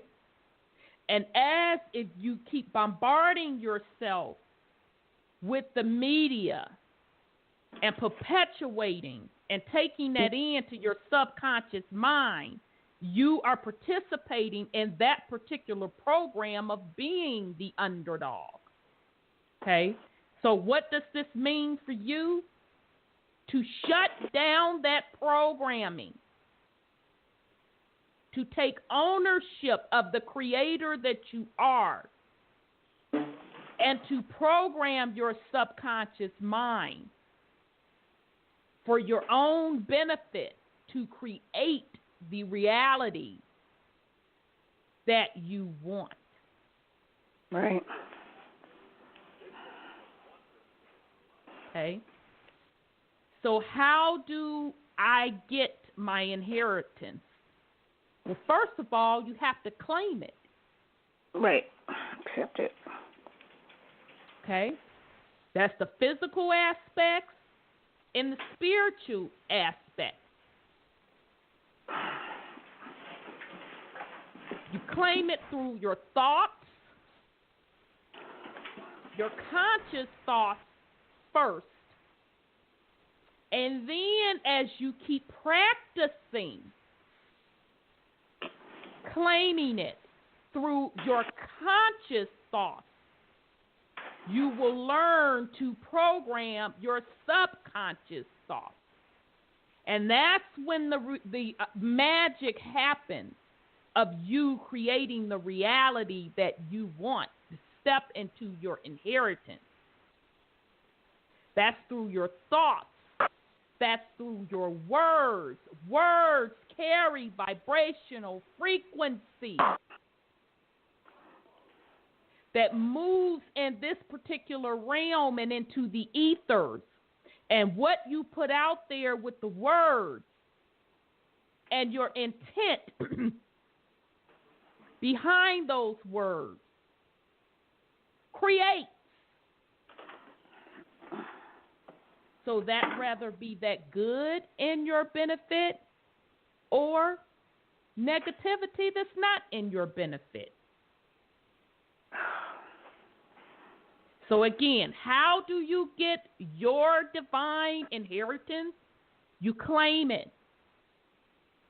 It's through your thoughts, your conscious thoughts. That apple and popcorn. Okay. So what's the apple and the popcorn? Okay. So you must have been. Go ahead. I thought I did it. Oh, okay. Okay. All right. Sorry. Okay. So how do I get my inheritance? You claim it through your thoughts, your conscious thoughts. Mm-hmm.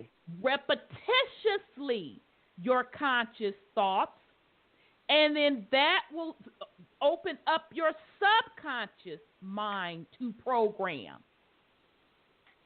And that's where the magic happens for you to create the reality. Your words, your intention behind your words, and of course your actions. Okay? That is how you get your inheritance. Okay, you are creators. Create the world that you want. Okay? Created from the inside out. Absolutely.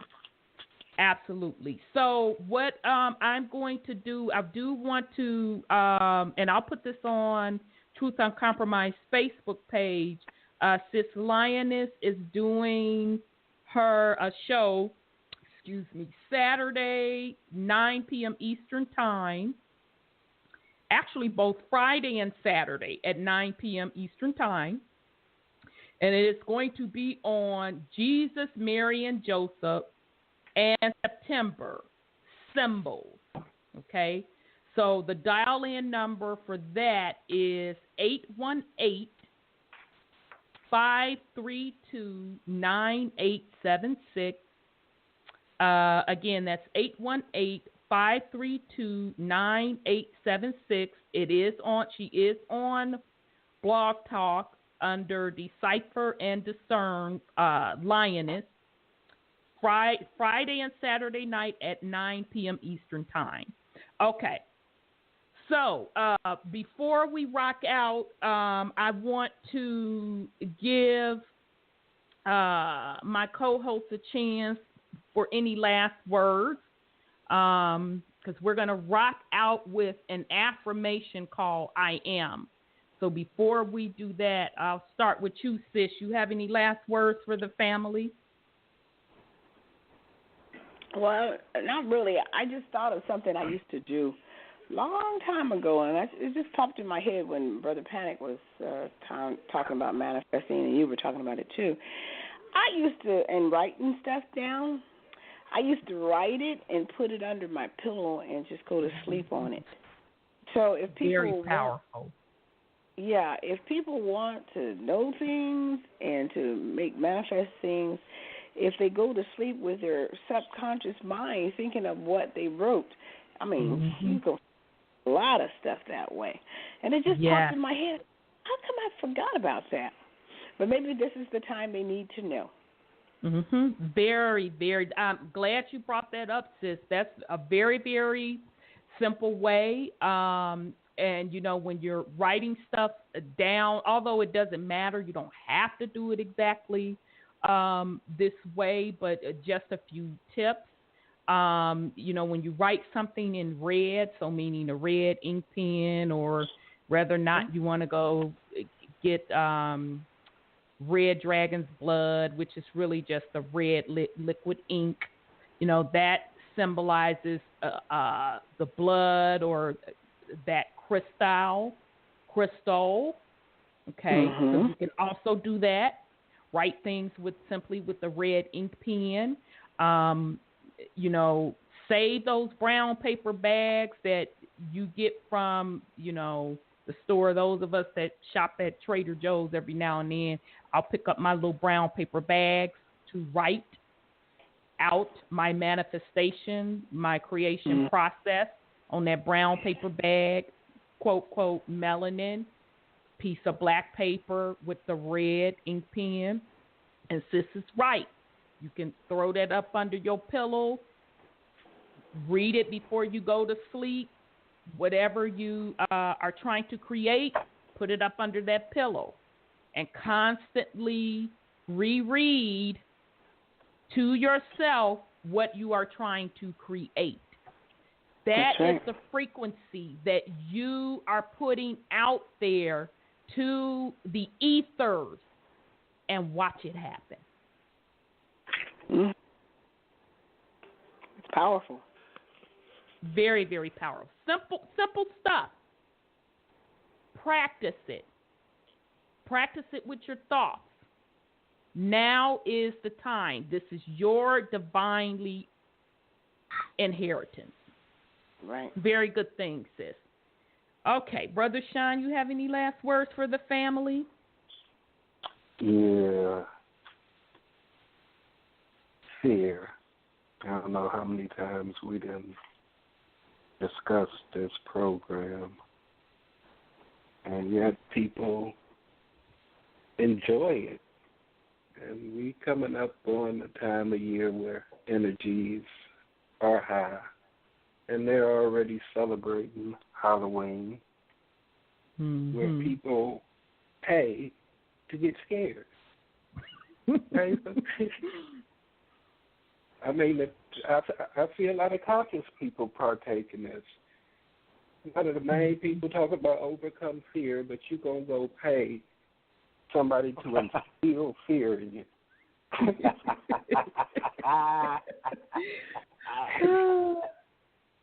It's all about what you put your energy into, family. I mean, you can make whatever happen that you put your energy into. And if you like being scared, I guess I can't be mad at you. I mean, right. That's the program you want to participate in. And do you, boo-boo. We're not here to judge. We're just only simply putting that information out to you. It's a very good point, Brother Sean. Brother Wendell, you have any last words for the family? I was in the same vein he was in. Look here, you can't be afraid to do nothing that you set your mind to do, period. That's right. Anybody don't agree with, to hell with it. Right. Because right. It's really not about everybody. Yeah. It's about you. But what you are not is a victim. That you are not. You have the control to create whatever reality you want. And as a matter of fact, your inaction is still an action because you are ultimately creating a reality with inaction. So it's up to you. Claim it. Yep. And one other thing about that is it don't happen overnight. No.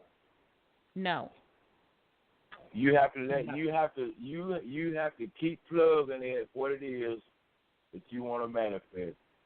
Agreed. No matter how many stumbling blocks be put before you, you got to keep it moving. You got to keep it moving. Absolutely. But guess what?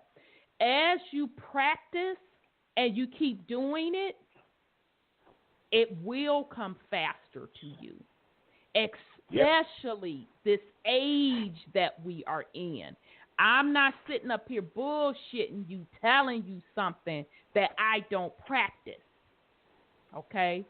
I had to start out with, with the scared, I don't know if this really going to happen. I had to graduate into it. Okay? It works. Yeah, it may take you a little bit of time. It's not going to take you long, but you have to practice. You have to know. That's where the action part comes into play. Okay? You are creators. Create the world you want. Claim it through thoughts, words, intent, and action. So with that said, we will be back next Thursday. I'm not quite sure what the topic is going to be. I think what direction I want to go, but we will see. So I have to see what my energy is based on the 23rd coming through. So I'm not going to put out there what right now I'm feeling the topic will be. So just check the Facebook page for it. Don't forget, Sis Lioness is dropping some science on Friday night at 9 p.m. Eastern Time, Saturday night, 9 p.m. Eastern Time. So we're going to rock out with another affirmation, and this is just simply called I Am. And it's off of the YouTube channel, You Are Creators, okay? Now, this particular I Am affirmation is just something that you can simply be doing for you based on whatever you think or either know that you are. So we're going to rock out with this. Love you very much, family. Thank you for your support. And we'll be back next week. So peace and love. We're going to rock out with You Are Creators. I Am.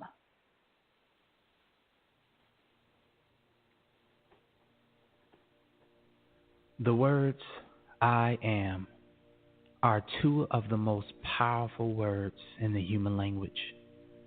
It doesn't matter the dialect or culture, whatever you put behind these words becomes your reality. I am. I am healthy. I am wealthy. And I am wise. I am brilliant. I am magnificent. I am genius. I am exuberant. I am happy. I am cheerful. I am joyful. I am overjoyed. I am strong. I am powerful. I am tenacious. I am successful. I am fortunate. I am expansion. I am rich. I am wealthy. I am affluent. I am abundant. I am bountiful. I am prosperous. I am healthy. I am lively. I am energetic. I am honorable. I am honest. I am integrity. I am courageous. I am daring. I am intrepid. I am educated. I am prudent. I am wise. I am business savvy. I am discerning. I am cunning. I am a multi-millionaire. I am financially prosperous. I am opulence. I am generous. I am charitable. I am a philanthropist. I am a piece of the Creator. I am a part of God. I am connected to the Source. I am infinite. I am boundless. I am immeasurable. I am wonderful. I am impressive. I am magnificent. I am a magnificent speaker. I am a brilliant communicator. I am a master at speech. I am an overachiever. I am outstanding. I am a go-getter. I am a massive success. I am a wonderful leader. I am walking brilliance. I am charming. I am charismatic. I am a pleasure to be around. I am infinite wisdom. I am broad intelligence. I am total understanding. I am wise counsel. I am creating more prosperity. I am producing endless joy. I am now creating a magnificent life. I am healthy. I am wealthy. And I am wise. I am brilliant. I am magnificent. I am genius. I am exuberant. I am happy. I am cheerful. I am joyful. I am overjoyed. I am strong. I am powerful. I am tenacious. I am successful. I am fortunate. I am expansion. I am rich. I am wealthy. I am affluent. I am abundant. I am bountiful. I am prosperous. I am healthy. I am lively. I am energetic. I am honorable. I am honest. I am integrity. I am courageous. I am daring. I am intrepid. I am educated. I am prudent. I am wise. I am business savvy. I am discerning. I am cunning. I am a multi-millionaire. I am financially prosperous. I am opulence. I am generous. I am charitable.